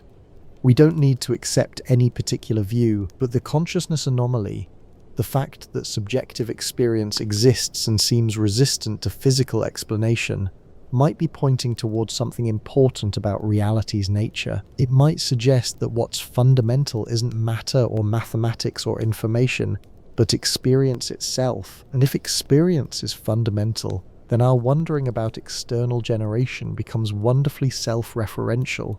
We're consciousness asking about what generates consciousness, experience inquiring into its own source, awareness becoming aware of its own mysterious nature. Continuing our survey of potential evidence, we turn to quantum mechanics itself, a theory so successful yet so strange that it might preserve traces of external generation. Quantum entanglement is perhaps the most famous quantum weirdness. Create two particles in an entangled state, separate them by any distance, across the room or across the galaxy, and measuring one instantly affects the other. Not because a signal passes between them, but because they remain connected in some non-spatial way. Einstein called this spooky action at a distance and thought it proved quantum mechanics was incomplete, but experiments have confirmed entanglement repeatedly. The particles really are connected. Measure one's spin, and you instantly know the other's spin, even though neither had a definite spin until measured. What's remarkable isn't just that entanglement happens, but what it suggests about the nature of space. If entangled particles are truly connected non-spatially, then space might not be as fundamental as we assume. The particles' relationship exists in some substrate deeper than three-dimensional space, and their spatial separation is less real than their entanglement. Some physicists propose that space itself is emergent. It arises from entanglement patterns in quantum information. At the deepest level, there is no space, just quantum information in relationships. What we experience as distance might be a high-level approximation of something more fundamental. If space is emergent rather than fundamental, then the outside generating our universe doesn't need to be spatially beyond it. The external source might exist in the same quantum information space our universe emerges from, just not manifest as part of our particular spatial reality. Superposition presents another puzzle. Quantum systems exist in multiple states simultaneously until observed. A photon goes through both slits at once. An electron occupies multiple energy levels. Schrödinger's cat is both alive and dead, though this is a thought experiment, not literal reality. The mathematics of superposition is clear and successful, but what it means ontologically, what's really happening, remains debated. Is superposition just our uncertainty about which state is actual, or are all states equally real until observation selects one? The many worlds interpretation suggests all possibilities remain real, branching into separate universes. Measure a particle's spin and the universe splits. One branch where you observe up, another where you observe down. Both are equally real, just causally disconnected. If many worlds is correct, then what we call the universe is just one thread in an ever-branching tapestry. The external generator would be generating not one reality but countless branching realities, all equally actual. But this raises the question, what determines the branching? Why does superposition collapse or branch at particular moments? Decoherence, interaction with the environment, explains when collapse happens, but not why the universe is structured such that decoherence occurs. The double-slit experiment's weirdness might also hint at something external. When unobserved, particles create interference patterns as if going through both slits. When observed, they go through one slit or the other. The act of observation seems to determine reality. Some interpretations suggest consciousness causes collapse. Others propose that observation just means interaction with a measuring device. Still others say there's no collapse at all, just branching. What's interesting for our purposes is that all these interpretations point beyond naive realism. Reality at quantum levels doesn't behave like solid, independent stuff existing regardless of observation. It behaves more like possibilities that crystallize into actualities through some process involving observation, measurement, or interaction. If reality is fundamentally probabilistic and observer-dependent, this might trace back to external generation. Perhaps the quantum substrate is where external input enters the system, where possibilities are selected or actualized by something beyond the physical universe. The vacuum energy, the energy of empty space, provides another quantum oddity. Quantum field theory predicts that empty space should have enormous energy density. Calculating this vacuum energy gives a result roughly 120 orders of magnitude larger than observed. This is called the cosmological constant problem, and it's one of physics' most embarrassing failures. Why is the observed vacuum energy so much smaller than theory predicts? Some balancing mechanism must exist. Some fine-tuning or selection process that sets the vacuum energy to its measured value. Could this selection happen externally? Could the reason our vacuum energy permits galaxies and life be that it was chosen from among possibilities by an external generator, or that we inhabit one universe among many where the value happens to work? Quantum mechanics doesn't prove external generation, but its strangeness, entanglement, superposition, observer dependence, vacuum energy suggests our universe might not be self-contained. It might require something beyond itself to explain why these particular quantum behaviors are actual rather than other logically possible quantum mechanics. The peculiarities feel like clues, hints that reality's fundamental level is stranger and more open than classical physics suggested, and that openness might be where external generation operates. Having surveyed potential evidence for external generation, we should acknowledge soberly, none of it constitutes proof. And perhaps proof is impossible in principle. Gödel's incompleteness theorems, proved in the 1930s, demonstrated that any sufficiently complex formal system contains true statements that can't be proven within that system. The system is either incomplete, unable to prove all truths, or inconsistent, able to prove contradictions. This mathematical result has philosophical implications. If the universe is a formal system of sorts, operating according to rules, then there might be truths about the universe that can't be proven using only observations and reasoning from within the universe. External generation might be such a truth. We exist within the universe, bound by its rules, limited to observations of its contents. If something truly external generates this system, we might be constitutionally unable to prove it from within, just as a character in a novel can't prove the novelist's existence using only evidence from within the story. The problem is methodological. Science works by observation, hypothesis, testing, and revision, but all our observations are of things within the universe. Our instruments detect electromagnetic radiation, gravitational waves, particle interactions, all internal phenomena. By definition, we can't observe what's external. We can observe effects that might be caused by external generation, fine-tuning, quantum peculiarities, consciousness, but we can't distinguish definitively between external causes and internal mechanisms we haven't discovered yet. This is similar to the problem with testing multiverse theories. If other universes exist but are causally disconnected from ours, we can't observe them. We can only observe our universe and infer that multiverses might explain what we see. But the inference is philosophical, not empirical in the usual sense. Some argue this makes multiverse theories, and similarly external generation hypotheses, unscientific. If a theory can't be tested, it's not science but metaphysics. It might be interesting philosophy, but it doesn't belong in physics journals. Others argue that inference to best explanation is valid scientific reasoning. We can't directly observe electrons, or dark matter, or the Big Bang, but we infer them because they best explain what we do observe. Similarly, we might infer external generation if it best explains fine-tuning, consciousness, quantum mechanics, and mathematical effectiveness. But best explanation is tricky when multiple explanations exist. Is external design better than a multiverse? Is fundamental consciousness better than emergent consciousness? These are value judgments about simplicity, elegance, and plausibility, not empirical determinations. The observational horizons of cosmology add another limit. We can only observe regions of space from which light has had time to reach us since the Big Bang. Beyond that cosmic horizon, the universe might be completely different laws, different constants, different structures, and we'd never know. This means even observational cosmology faces limits. We can't know if the laws we observe locally apply throughout infinite space. We can't know if our observable patch is representative or anomalous. The larger structure might be generating our local patch in ways we can't detect. Quantum mechanics observer dependence creates epistemological challenges too. If observation affects reality, then every attempt to study the universe changes it slightly.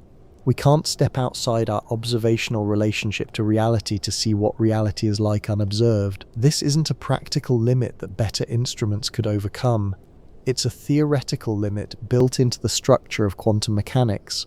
And if quantum mechanics is correct, this limit is fundamental. All of this suggests that external generation might be permanently beyond proof or disproof. It might remain a metaphysical possibility, supported by philosophical arguments and suggestive evidence, but never definitively confirmed or eliminated.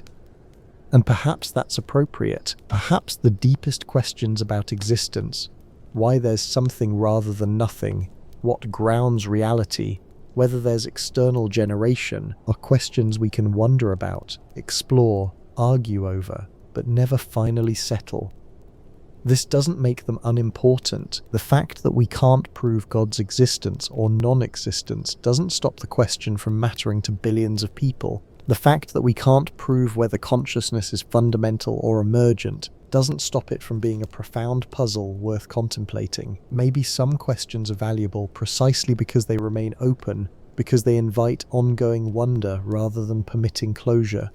External generation might be one of these, a question we can live with, think about, let shape our perspective, without needing to resolve it definitively. The limits of proof might not be failures but features, preserving space for mystery, uncertainty, and the ongoing human drive to understand our deepest origins. Moving from evidence to meaning, we might ask, what does it feel like to hold this question? Does contemplating external generation offer comfort or create unease? For some, the possibility that reality is generated from outside provides profound reassurance. If our universe has a source, a ground, an external generator, then existence isn't random or absurd. There's a reason we're here, even if we don't fully understand it. The universe isn't a cosmic accident, but an expression of something beyond itself. This can feel stabilizing. When life seems chaotic or meaningless, the thought that reality emerges from something more fundamental, whether that's mathematics, consciousness, or a creative intelligence, can anchor meaning. We're not isolated in a void, but connected to something larger. The idea that consciousness might be fundamental rather than accidental can be especially comforting. It suggests that awareness, subjectivity, and experience aren't flukes of matter arranging itself accidentally. They're central to reality's nature. Your consciousness isn't an anomaly in a dead universe, but a manifestation of what the universe fundamentally is. For others, external generation creates different feelings. If we're generated by something beyond our understanding, are we real? Are our experiences valid? Does anything we do matter if we're just patterns in some external process? These worries often stem from imagining external generation in particular ways, as a simulation where we're not really real, or as deterministic creation where we're puppets without agency. But external generation needn't imply either. Even in a simulation, experiences are real to the experiencer. Love, meaning, beauty, suffering, these are genuinely felt regardless of what substrate they run on. A simulated sunset is no less beautiful to the simulated observer experiencing it. The reality of experience doesn't depend on the fundamental nature of the substrate. An external generation needn't be deterministic. If quantum mechanics is fundamental, then indeterminacy might be built into reality, or if consciousness participates in generating outcomes, then we have agency even within an externally generated framework. Being created doesn't automatically mean being controlled. Some find external generation unsettling because it seems untestable. If we can never know whether there's something beyond the universe, then what's the point of thinking about it? Doesn't it just create anxiety about unknowables? But humans have always wondered about origins. Every culture has creation stories, cosmologies, myths about where everything comes from. This wondering seems to be part of what makes us human. We're the beings who ask why about existence itself. Perhaps the discomfort comes not from the question, but from expecting a definitive answer. If we approach external generation as a mystery to live with rather than a problem to solve, it might feel less unsettling. We can hold the question lightly, let it inform our perspective without demanding certainty. There's also something democratizing about the question's openness. Scientists, philosophers, mystics, and ordinary people can all wonder about external generation. No one has privileged access to the answer. We're all equally uncertain, equally capable of awe before the mystery. This shared uncertainty can be bonding. When we acknowledge that the deepest questions remain open, we're more likely to listen to different perspectives, less likely to claim absolute knowledge. The mystery invites humility. Different personality types will respond differently. Some need firm answers and find uncertainty stressful. Others are comfortable with ambiguity and enjoy open-ended wondering. Neither response is wrong. They're different ways of being human in the face of profound questions. What matters is recognizing that contemplating external generation can serve different existential needs. For some, it provides meaning and connection. For others, it raises questions about agency and reality. And for still others, it's simply an intellectually fascinating puzzle without deep emotional implications. How the question makes you feel might depend less on philosophical arguments and more on your temperament, your life experiences, your spiritual inclinations. And that's fine. The question is large enough to accommodate many different relationships to it. Perhaps the healthiest approach is holding it neither as absolute truth nor as meaningless speculation, but as a possibility worth contemplating, one lens among many for understanding our existence, valuable for the wonder it evokes and the humility it encourages rather than for any answer it provides. One important thing to recognize: contemplating external generation doesn't conflict with scientific inquiry. They operate at different levels, asking different kinds of questions. Science investigates how things work. It studies mechanisms, patterns, regularities. It asks, given that the universe exists with particular laws, what follows? How do galaxies form? How does evolution produce complexity? How does the brain generate behavior? These are how questions, and science excels at answering them. We external generation asks why questions. Why does the universe exist at all? Why these particular laws? Why is there something rather than nothing? These are metaphysical questions, and science doesn't claim to answer them, not because they're unimportant, but because they lie outside science's methodological scope. This is sometimes called methodological naturalism. Science assumes as a working method that natural phenomena have natural explanations, but this is a methodological choice, not a metaphysical claim. It doesn't assert that only natural things exist. It simply brackets that question to focus on investigating the natural world. A scientist can rigorously study physics while personally believing in external generation. Many do. They recognize that their scientific work describes how the universe operates, while their philosophical or spiritual views address why it exists and what that means. The mistake is conflating these levels. If someone says science has disproven external generation, they've misunderstood science's scope. Science can't disprove metaphysical claims about what grounds reality, because it only studies phenomena within reality. Similarly, if someone says external generation makes science unnecessary, they've misunderstood both. Even if the universe is externally generated, we still need to study how it works. Knowing a simulation exists doesn't give you the simulation's code. Believing in a creator doesn't tell you how evolution works.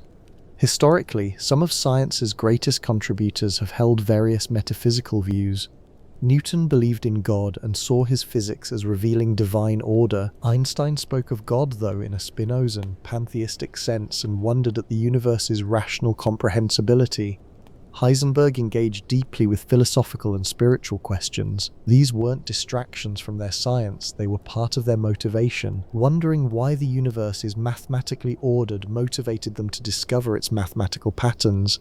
The metaphysical questions and the scientific investigation coexisted productively. Modern physics doesn't conflict with external generation, it might even point toward it. Quantum mechanics reveals that reality is stranger than classical physics suggested. Cosmology uncovers fine-tuning and a mysterious beginning. Consciousness remains unexplained. These findings don't prove external generation, but they keep the question alive as scientifically informed speculation. Theoretical physics increasingly explores territory that feels philosophical.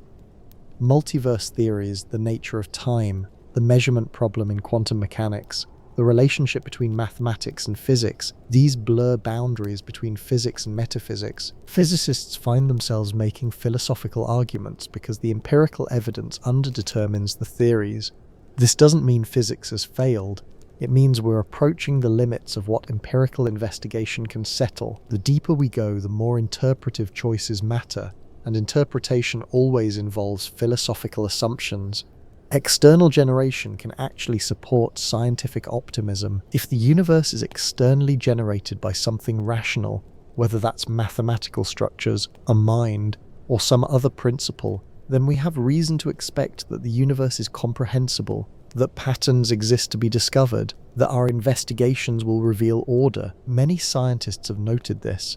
Science assumes the universe is intelligible, but why should it be? Why should mathematical reasoning work? Why should experiments conducted here and now reveal universal laws? If the universe were truly random or absurd, science wouldn't be possible. The fact that science works might itself suggest external generation by something that makes reality rational, ordered, comprehensible. This isn't proof, but it's a consistency. What's crucial is maintaining both pursuits: rigorous scientific investigation of how things work and open philosophical wondering about why things exist. Neither should constrain the other. Science shouldn't claim to answer metaphysical questions. Metaphysics shouldn't dictate empirical results. When held in this healthy relationship, scientific discovery can deepen our appreciation of the mystery. Every answer we find reveals new questions. Every pattern we uncover invites wonder at why that pattern exists. Science doesn't eliminate mystery. It makes mystery more precise, more beautiful, more worthy of contemplation. So contemplating external generation doesn't mean abandoning science or treating it as irrelevant. It means recognizing that science operates within a context and wondering about that context. What grounds it? What makes it possible? What it all means is a legitimate and complementary form of inquiry. Our question about external generation isn't new. Humans have wondered about reality's source for as long as we've been capable of abstract thought. Looking briefly at philosophical traditions can enrich our contemporary wondering. Plato, in ancient Greece, proposed that the physical world is a shadow of eternal forms. The chair you sit on is an imperfect copy of the form of chair, which exists in a realm of perfect, unchanging ideas. Ultimate reality for Plato is this realm of forms, abstract, eternal, generative of the imperfect physical world we inhabit. This connects interestingly to our mathematical speculation. If mathematical structures are Platonic forms, then physical reality might be generated by or from these eternal mathematical truths. Plato's ancient insight resonates with modern mathematical realism. Aristotle, Plato's student, disagreed. He argued that forms exist in things, not apart from them. But he proposed an unmoved mover, a source of all motion and change that itself doesn't move or change. This generative principle stands outside the causal chain of the physical world, grounding it without being part of it. Medieval philosophers like Aquinas synthesized Aristotelian philosophy with theology, developing sophisticated arguments about how the world relates to its transcendent source. Aquinas distinguished between essence, what something is, and existence, that it is, arguing that contingent beings have their existence granted by a necessary being whose essence is existence itself. These medieval arguments feel abstract, but they're grappling with our question: why does the universe exist rather than not exist? What accounts for contingent reality? The answer they proposed, a necessary, self-existent source of being, is one version of external generation. Eastern philosophies offer different perspectives. In Hindu thought, Brahman is the ultimate reality from which all phenomena emerge. The physical world is Maya, not exactly illusion, but a kind of manifestation or appearance of Brahman. Individual souls, Atman, are ultimately identical with Brahman, like waves that are fundamentally ocean. This suggests external generation not as creation by an external deity, but as emanation from an ultimate ground of being that's both transcendent and immanent. The source is both outside transcendent of the world and inside the world's deepest nature. Buddhism approaches the question differently, often refusing to speculate about ultimate origins. The focus is on understanding suffering and finding liberation, not on cosmological questions. Some Buddhist schools suggest that asking about the universe's ultimate source is like a person shot with an arrow, asking about the arrow's manufacturer instead of removing it. Interesting perhaps, but not addressing the urgent problem. Yet other Buddhist traditions explore the nature of consciousness and emptiness in ways that connect to our question. If all phenomena are empty of inherent existence, what is their status? How do they exist? Some interpretations suggest they arise from the luminous nature of mind itself. Process philosophy, developed by Alfred North Whitehead in the 20th century, proposes that reality is fundamentally composed of events and processes rather than static substances. God, in this framework, isn't a being outside the world but deeply involved in the world's creative advance, experiencing it and offering possibilities for its becoming. This represents another model of external generation, not as a singular creative act in the past, but as ongoing participation in reality's unfolding, a continuous creative relationship between the divine and the world. Indigenous philosophies worldwide often don't separate the sacred from the natural, the creator from the creation.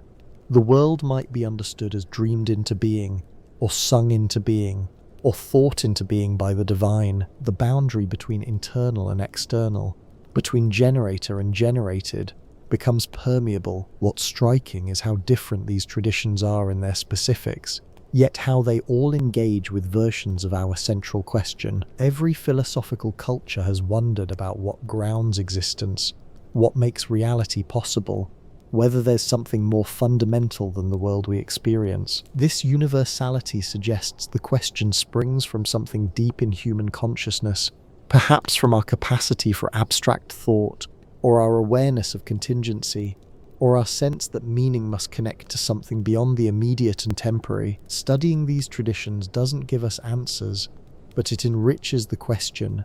It shows us different ways of framing the wondering, different vocabularies for articulating what we're pointing at when we ask about external generation, and it reminds us that we're joining a conversation that's been ongoing for millennia, a conversation that seems to be part of what it means to be human. Given this rich philosophical heritage and our scientific evidence, we might ask, what are the main perspectives people actually hold on external generation? How do contemporary thinkers position themselves on this question? Materialists or naturalists hold that physical reality is all there is. The universe exists, governed by natural laws, and there's no need to posit anything beyond it. Consciousness emerges from matter, laws are brute facts, and the universe is self-contained. External generation is unnecessary. The universe either exists necessarily, or is simply a brute fact requiring no further explanation. This view has the virtue of simplicity and aligns well with scientific practice. It doesn't multiply entities beyond what we can observe, but it faces challenges explaining fine-tuning usually answered with multiverses, consciousness usually said to be emergent, though the mechanism remains unclear, and why there's something rather than nothing usually treated as a question that can't be answered or doesn't need answering. Theists believe in a transcendent deity that created and possibly sustains the universe. This deity is external to the universe, the ultimate source of existence, conscious and intentional. Different religious traditions specify this in various ways, personal or impersonal, involved or distant, singular or multiple. This view provides clear answers to why the universe exists divine intention and why it's fine-tuned divine design, but it faces questions about the deity's nature and origin. What explains God? Most theists answer that God is necessary, exists by nature, requires no explanation. Critics find this less satisfying than theists do. Pantheists identify God with the universe itself. The universe is divine and the divine is the universe. They're one and the same. Spinoza famously held this view, seeing God as identical with nature. In this framework, there's no external generation because the generator and the generated are unified. This preserves religious language and feeling while avoiding supernatural claims. But it doesn't really address our question about external generation, because everything remains internal to the one reality. Panentheists propose that the universe exists within God, but God transcends the universe. God is more than the universe, but includes it. This is like how your thoughts exist within you, but you're more than just your thoughts. The universe might be God's body, or God's thought, or God's creative expression. This offers a middle way between transcendent theism and immanent pantheism. It allows for both external generation, God transcends the universe, and intimate connection, the universe exists within God. but it inherits some puzzles from both perspectives. Idealists argue that consciousness or mind is fundamental, and matter is derivative. The universe exists as or within universal consciousness. Individual minds are localized expressions of this universal consciousness. External generation in this view means the physical world is generated by mind or consciousness that's more fundamental than matter. This takes consciousness seriously as fundamental rather than emergent, which aligns with phenomenological experience, but it's difficult to test empirically and faces questions about why consciousness would generate a physical world that appears to operate independently of mental states. Agnostics acknowledge we don't know, and perhaps can't know, whether there's external generation. The evidence underdetermines the question. Multiple interpretations remain viable. Rather than committing to any, they remain uncertain, open to possibilities but not convinced by any particular view. This is intellectually honest and avoids overconfidence. But some criticize it as fence-sitting, avoiding commitment when commitment might be warranted despite uncertainty. Mathematical realists, as we've discussed, hold that mathematical structures are real and possibly generative of physical reality. This gives a non-theistic, non-materialistic answer to external generation. Math is the external source. What's important is recognizing that intelligent, informed people hold each of these views. The question isn't settled. The evidence supports multiple interpretations. Personal temperament, philosophical inclinations, life experiences, and spiritual intuitions all play roles in which view feels most compelling. This diversity of perspectives needn't be frustrating. It can be enriching. Each view captures something. Materialism captures the success of physical explanation. Theism captures our sense of purpose and meaning. Idealism captures consciousness's primacy in our experience. Agnosticism captures our epistemic limitations. Perhaps the full truth is richer than any single perspective. Perhaps reality has layers that different viewpoints illuminate differently. Perhaps holding the question lightly while remaining open to multiple perspectives is wiser than demanding premature certainty. We can appreciate the strengths of each view while acknowledging their limitations. We can engage seriously with perspectives different from our own, recognizing that people holding them are responding to real features of reality that deserve consideration. The multiple perspectives remind us that wondering about external generation isn't just an intellectual puzzle, it's a deeply human activity of making sense of our existence, and humans bring different tools, temperaments, and traditions to that sense-making. As we near the end of our exploration, we might reflect on uncertainty itself. What if the question of external generation remains permanently open? What if mystery isn't a problem to solve, but a gift to receive? We live in a culture that values answers. Education trains us to solve problems, find solutions, reach conclusions. Uncertainty feels like failure. We haven't figured it out yet, but presumably we will someday. Mystery is just ignorance waiting to be dispelled by knowledge, but perhaps this attitude misses something important. Perhaps some mysteries are valuable precisely because they remain mysterious.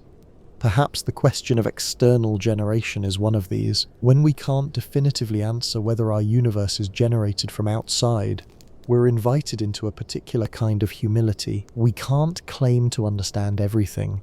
We can't reduce reality to our concepts. There's more to existence than our theories capture, and that more might always exceed our grasp. This humility isn't weakness, it's realism. Recognizing the limits of our knowledge is more honest than pretending we know more than we do, and it opens us to genuine wonder, which requires acknowledging that we're in the presence of something that surpasses our understanding. The permanent openness of the question also preserves intellectual freedom. If we definitively knew the answer, there'd be nothing left to think about. The question would be closed, case settled, conversation over. But because the question remains open, each generation can engage it freshly, bringing new insights, new perspectives, new frameworks. This is true for individuals too. You might hold one view now and find yourself drawn to another later, as you learn more, experience more, think more deeply. The question grows with you, offering new dimensions to contemplate at different life stages. Mystery also invites contemplation. When we can't solve something by thinking harder, we're pushed toward different modes of engagement. meditation, prayer, artistic expression, philosophical wonder, these aren't inferior to analytical problem solving. They're different ways of knowing, appropriate for different kinds of questions. The question of external generation might be better addressed through contemplation than through calculation, not because it's irrational, but because it points towards something that exceeds rationality's reach even while remaining rationally approachable. There's also something democratizing about permanent mystery. Experts and amateurs, scientists and mystics, ancient philosophers and contemporary thinkers all stand on roughly equal ground before the unanswerable. No one has privileged access to certainty. We're all wondering together. This levels intellectual hierarchies in healthy ways. Yes, some people know more physics or philosophy than others, and that expertise matters. But when it comes to the ultimate question of why anything exists, we're all ultimately uncertain. The physicist's uncertainty and the child's uncertainty aren't that different in kind. Moreover, living with mystery can cultivate valuable dispositions. Patience, recognizing that not everything can be known immediately. Humility, acknowledging our cognitive limits. Openness, remaining receptive to new insights and perspectives. Comfort with ambiguity. Learning to function well despite uncertainty. These are practical virtues, useful in all areas of life. A culture that embraces mystery might be better equipped to handle complexity, nuance, and situations where clear answers aren't available. The mystery of external generation also connects us to something larger than ourselves. When we wonder about the universe's source, we're participating in a human activity that spans cultures and centuries. We're joining our wondering to that of countless others who've looked up at the night sky and asked why. This connection across time and culture can be deeply meaningful. It reminds us that we're not isolated individuals, but parts of humanity's ongoing conversation with existence itself. Our wondering matters because wondering is part of what makes us human. Finally, mystery invites awe. When we can't explain something, when it exceeds our categories, when it remains gloriously incomprehensible despite our best efforts, that's when awe arises. And awe, researchers have found, correlates with well-being, connection, and a sense of meaning. Perhaps the question of external generation gifts us awe. Perhaps its resistance to final answers is precisely what makes it valuable. Perhaps we should be grateful that this mystery remains, inviting us into wonder again and again, keeping us humble and curious and connected to something larger than our understanding. As we begin to draw our exploration to a close, let's return to something simple and grounding. The universe you actually experience hasn't changed because we've been thinking about its possible external generation. The stars still shine with the same light whether they're generated from outside or not. Your thoughts still arise in your awareness. Your breath still moves in and out. The texture of these words, whether you're reading or listening, remains the same regardless of metaphysical conclusions. This is worth emphasizing because philosophical speculation can sometimes feel destabilizing. We've been contemplating whether reality might be fundamentally different from what it appears, generated from outside, sustained by external sources, possibly a simulation or mathematical structure or mental content, rather than straightforward physical stuff. But your direct experience is what it is. The warmth of your bed, the darkness of the room, the quiet of night. These immediate sensations don't depend on theories about ultimate reality. They're given, present, undeniable in their immediacy. Even if you're in a simulation, the simulated coffee tastes like coffee to you. Even if consciousness is fundamental and matter is derivative, the chair feels solid when you sit. Even if the universe is a mathematical structure, mathematics manifesting as physical reality still includes the full richness of sensory experience. Philosophers sometimes worry about whether external generation makes reality less real, but reality isn't diminished by being generated. Your experiences are genuinely experienced regardless of what substrate they run on. Your relationships genuinely matter. Beauty is genuinely beautiful. Meaning is genuinely meaningful. The question of external generation is about context, not content. It's asking what framework our experiences exist within, not whether those experiences are valid. And the validity of experience doesn't depend on the framework. It's immediate, self-evidencing, given in the experiencing itself. This is liberating. You don't need to resolve the metaphysical question to live fully. You don't need to know whether there's external generation to love, create, wonder, grow. The ultimate nature of reality is one thing. Your engagement with the reality you inhabit is another. Moreover, the universe reveals itself in experience first, in theory second. Before you knew any physics or philosophy, you knew the world through seeing, touching, feeling, thinking. That primary contact with reality remains the foundation. All our theories are attempts to make sense of experience, not replacements for it. So if contemplating external generation has made reality feel abstract or distant, come back to immediacy. Notice the air on your skin. Feel your body's weight. Hear the ambient sounds around you. This is reality too, not less real than quantum fields or mathematical structures, but more immediately accessible. The great gift of returning to immediate experience is recognizing that mystery doesn't threaten the given. We can wonder about ultimate origins while fully inhabiting the world as we find it. We can hold metaphysical questions lightly while engaging deeply with life's immediate richness. Perhaps this is the sanest relationship to external generation. Thinking about it enriches our appreciation of existence without displacing our direct participation in existence. The question opens us to wonder. The wonder returns us to presence, and presence grounds us in the reality we actually inhabit, however it may be ultimately explained. The universe unchanged, stars still burning, hearts still beating, consciousness still illuminating experience from within. Whatever generates all this, the result is something worth inhabiting fully, worth experiencing deeply, worth treating as genuinely real because it is real in the only way that finally matters.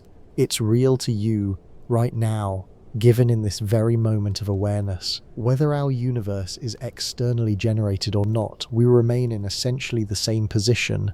Finite beings capable of infinite questions, temporary consciousnesses aware of eternity, limited perspectives trying to grasp unlimited reality. If the universe is externally generated, that doesn't make us less significant.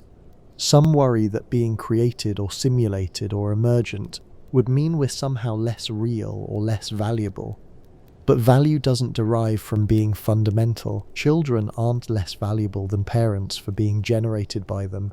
Novels aren't less meaningful than the minds that wrote them. What we are is what we are.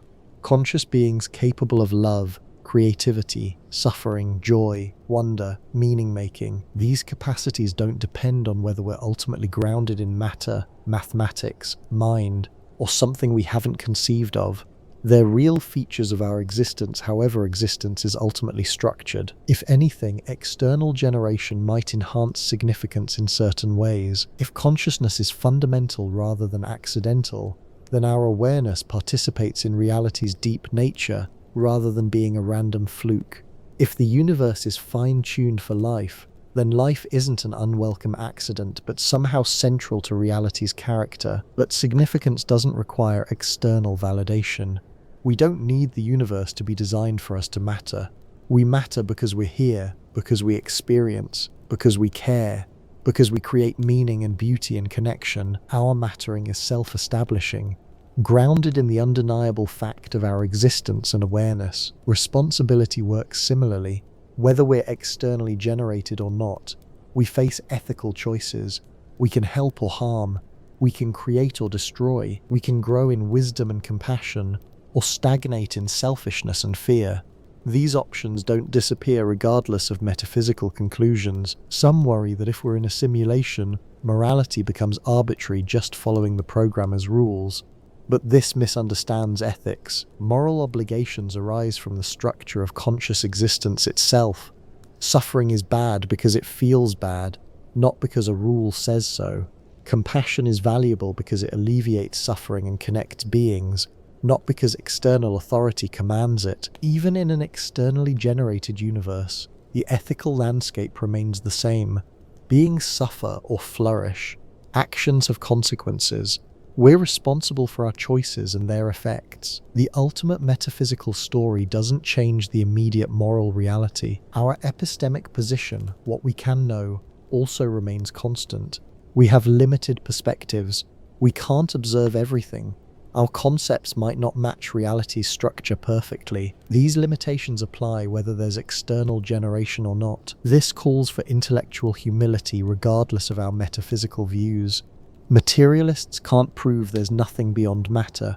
Theists can't prove God's existence definitively. Everyone operates with some combination of evidence, inference, intuition, and faith. Recognizing this shared uncertainty might reduce the heat in metaphysical debates. What we can do is engage reality as we find it, with curiosity and care.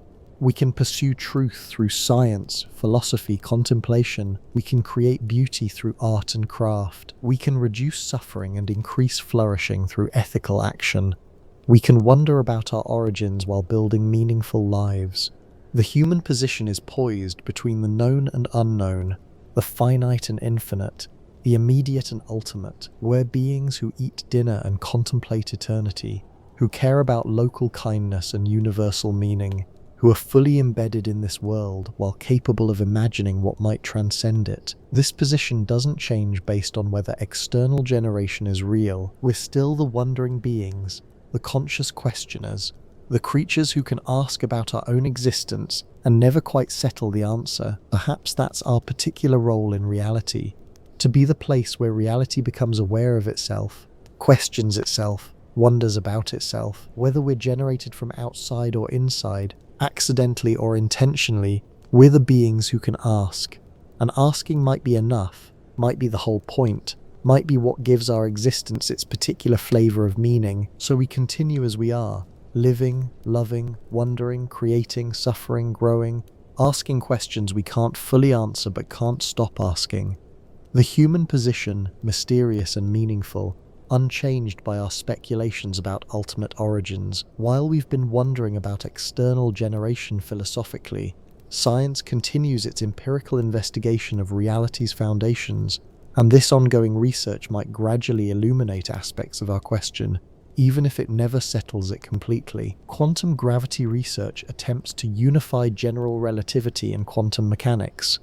If successful, it might reveal what space-time is at the most fundamental level, whether it's continuous or discrete, emergent or fundamental, possibly providing clues about what underlies our universe's structure. String theory and its variants continue developing, exploring the possibility that fundamental particles are vibrations of tiny strings in higher dimensional space. If evidence for extra dimensions emerges, our understanding of outside the universe might become more concrete, less purely metaphysical. Cosmological observations keep improving. Better telescopes, more sensitive detectors, more precise measurements might reveal patterns in the cosmic microwave background, or the distribution of galaxies that hint at what preceded the Big Bang, or what larger structure our universe embeds within. Particle physics experiments at ever higher energies might discover new particles or forces that reveal deeper layers of reality. Each discovery typically raises new questions, but it also constrains our theories, narrowing the space of possibilities. Consciousness research continues advancing through neuroscience, philosophy of mind, and careful phenomenological investigation. While we likely won't solve the hard problem of consciousness soon, we might better understand the relationship between physical processes and subjective experience, potentially illuminating whether consciousness could be fundamental. Artificial intelligence development might shed light on substrate independence, whether consciousness and intelligence can arise from different physical implementations. If we create genuinely conscious AI, it might support the view that consciousness is more about information processing patterns than specific biological substrates.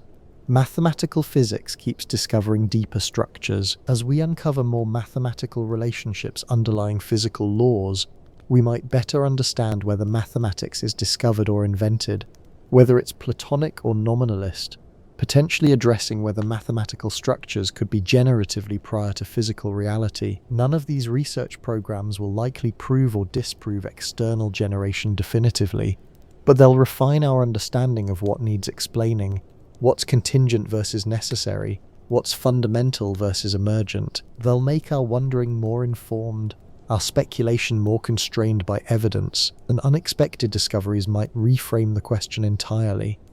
History shows that scientific revolutions often reveal our previous questions were ill-formed. We asked what substance light was made of. Quantum mechanics showed light isn't a substance, but a quantum field excitation. We asked what the ether was. Relativity showed there is no ether. Perhaps future discoveries will reveal that external generation is similarly based on confused categories, or perhaps they'll vindicate the question while answering it in surprising ways. We can't predict what we'll discover by definition. That's what makes it discovery rather than confirmation. What we can expect is that reality will continue to surprise us. Every time we think we've reached bedrock, deeper layers appear. Every answer breeds new questions. The universe seems to have inexhaustible depth, always more to discover, always further mysteries beneath the ones we've just illuminated. This ongoing exploration is itself meaningful. The fact that we can investigate reality, that we can probe deeper and deeper into its structure, that nature yields to patient questioning, this is remarkable. Whether externally generated or not, the universe is intelligible to inquiry, which is a kind of gift, and the exploration isn't just institutional, it's personal too. Each of us can wonder, learn, think, contemplate. The questions we've been exploring tonight are available to anyone willing to sit with them. Professional philosophers and physicists have no monopoly on wondering about existence. Your own thinking about these questions is part of humanity's continuing exploration. Every time you wonder about reality's nature, you're participating in the ancient and ongoing human conversation with existence. Your wondering matters because all wondering matters. It's how we collectively probe the mystery we're embedded in. So the exploration continues, will continue, perhaps must continue as long as conscious beings exist. We'll discover more, understand better, frame questions more precisely. But the deepest question, why is there something rather than nothing, and where does it all come from, might remain perpetually open, perpetually inviting, perpetually pulling us toward wonder. And that might be exactly as it should be. We've traveled far together tonight, from the observable universe to philosophical speculation about what might generate it from beyond. We've considered mathematics and consciousness, quantum mechanics and fine-tuning, timelessness and purpose. We've held multiple perspectives lightly, resisted premature certainty, let mystery remain mysterious. Now it's time to let these thoughts settle, to release the questions without needing to resolve them. You don't have to carry this wondering into sleep. You can set it down gently, like placing a book on a nightstand, knowing it will be there if you want to return to it. The universe continues existing whether you understand it or not. Reality sustains itself without requiring your conscious effort. Whatever generates existence, if anything does, operates independently of your comprehension. You can rest in not knowing. You can trust the process, the unfolding, the mysterious ground of being that holds everything, including you. Your breath rises and falls automatically. Your heart beats without instruction. Your body rests and repairs itself while you sleep. All of this happens without your conscious direction, sustained by processes deeper than your awareness. You're held in existence by something. Call it biology, call it physics, call it the cosmos, call it whatever you like. You're held, and perhaps that's the deepest truth we've touched tonight. Whatever the ultimate nature of reality, you exist within it safely. You're a manifestation of existence itself, consciousness arising from the universe to know itself.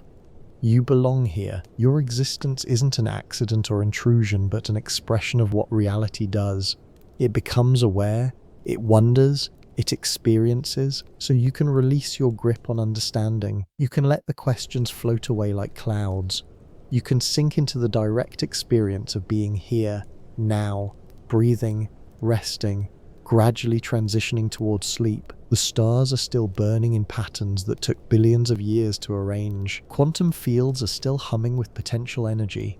Mathematics describes relationships that were true before minds existed and will remain true after. Consciousness illuminates experience from within. All of this continues, vast and intricate and beautiful, whether you're awake to contemplate it or asleep to dream. If there's external generation, it's sustaining you right now. If there's not, the universe is self-sustaining, and you're part of that self-sustaining system. Either way, you're held in existence, supported, maintained, allowed to be. You can rest in that holding. Perhaps reality is generated from outside by something we can't conceive. Perhaps it emerges from mathematical necessity. Perhaps it's the dream of universal consciousness. Perhaps it's self-existent matter following natural law. Perhaps it's something none of our concepts capture. All these possibilities remain open, and that openness is okay. You don't need to choose tonight. What you can know directly is this: you exist. You're aware. You've spent time wondering about profound things, and now you're tired. These simple facts don't require external validation. They're given in immediate experience, undeniable, sufficient for now. So let yourself rest. Let the questions go. Let the universe take care of itself, as it has been doing for billions of years, as it will continue doing while you sleep. You've wondered beautifully. You've held mystery without demanding it resolve. You've stayed open and curious and humble. Now you can close that openness gently, like closing a book you've enjoyed. The story continues even when you're not reading it. The questions remain even when you're not asking them, and you can return to them whenever you wish, or you can let them be. For now, just breathe, just rest, just allow sleep to come when it comes, knowing that you're part of something vast and mysterious and good. Whatever its ultimate source might be, the wondering has been enough. The mystery is safe to carry, and you, wondering creature, temporary expression of eternal existence, can finally, gently, let yourself drift into the peaceful darkness, held by whatever holds all things. Rest well.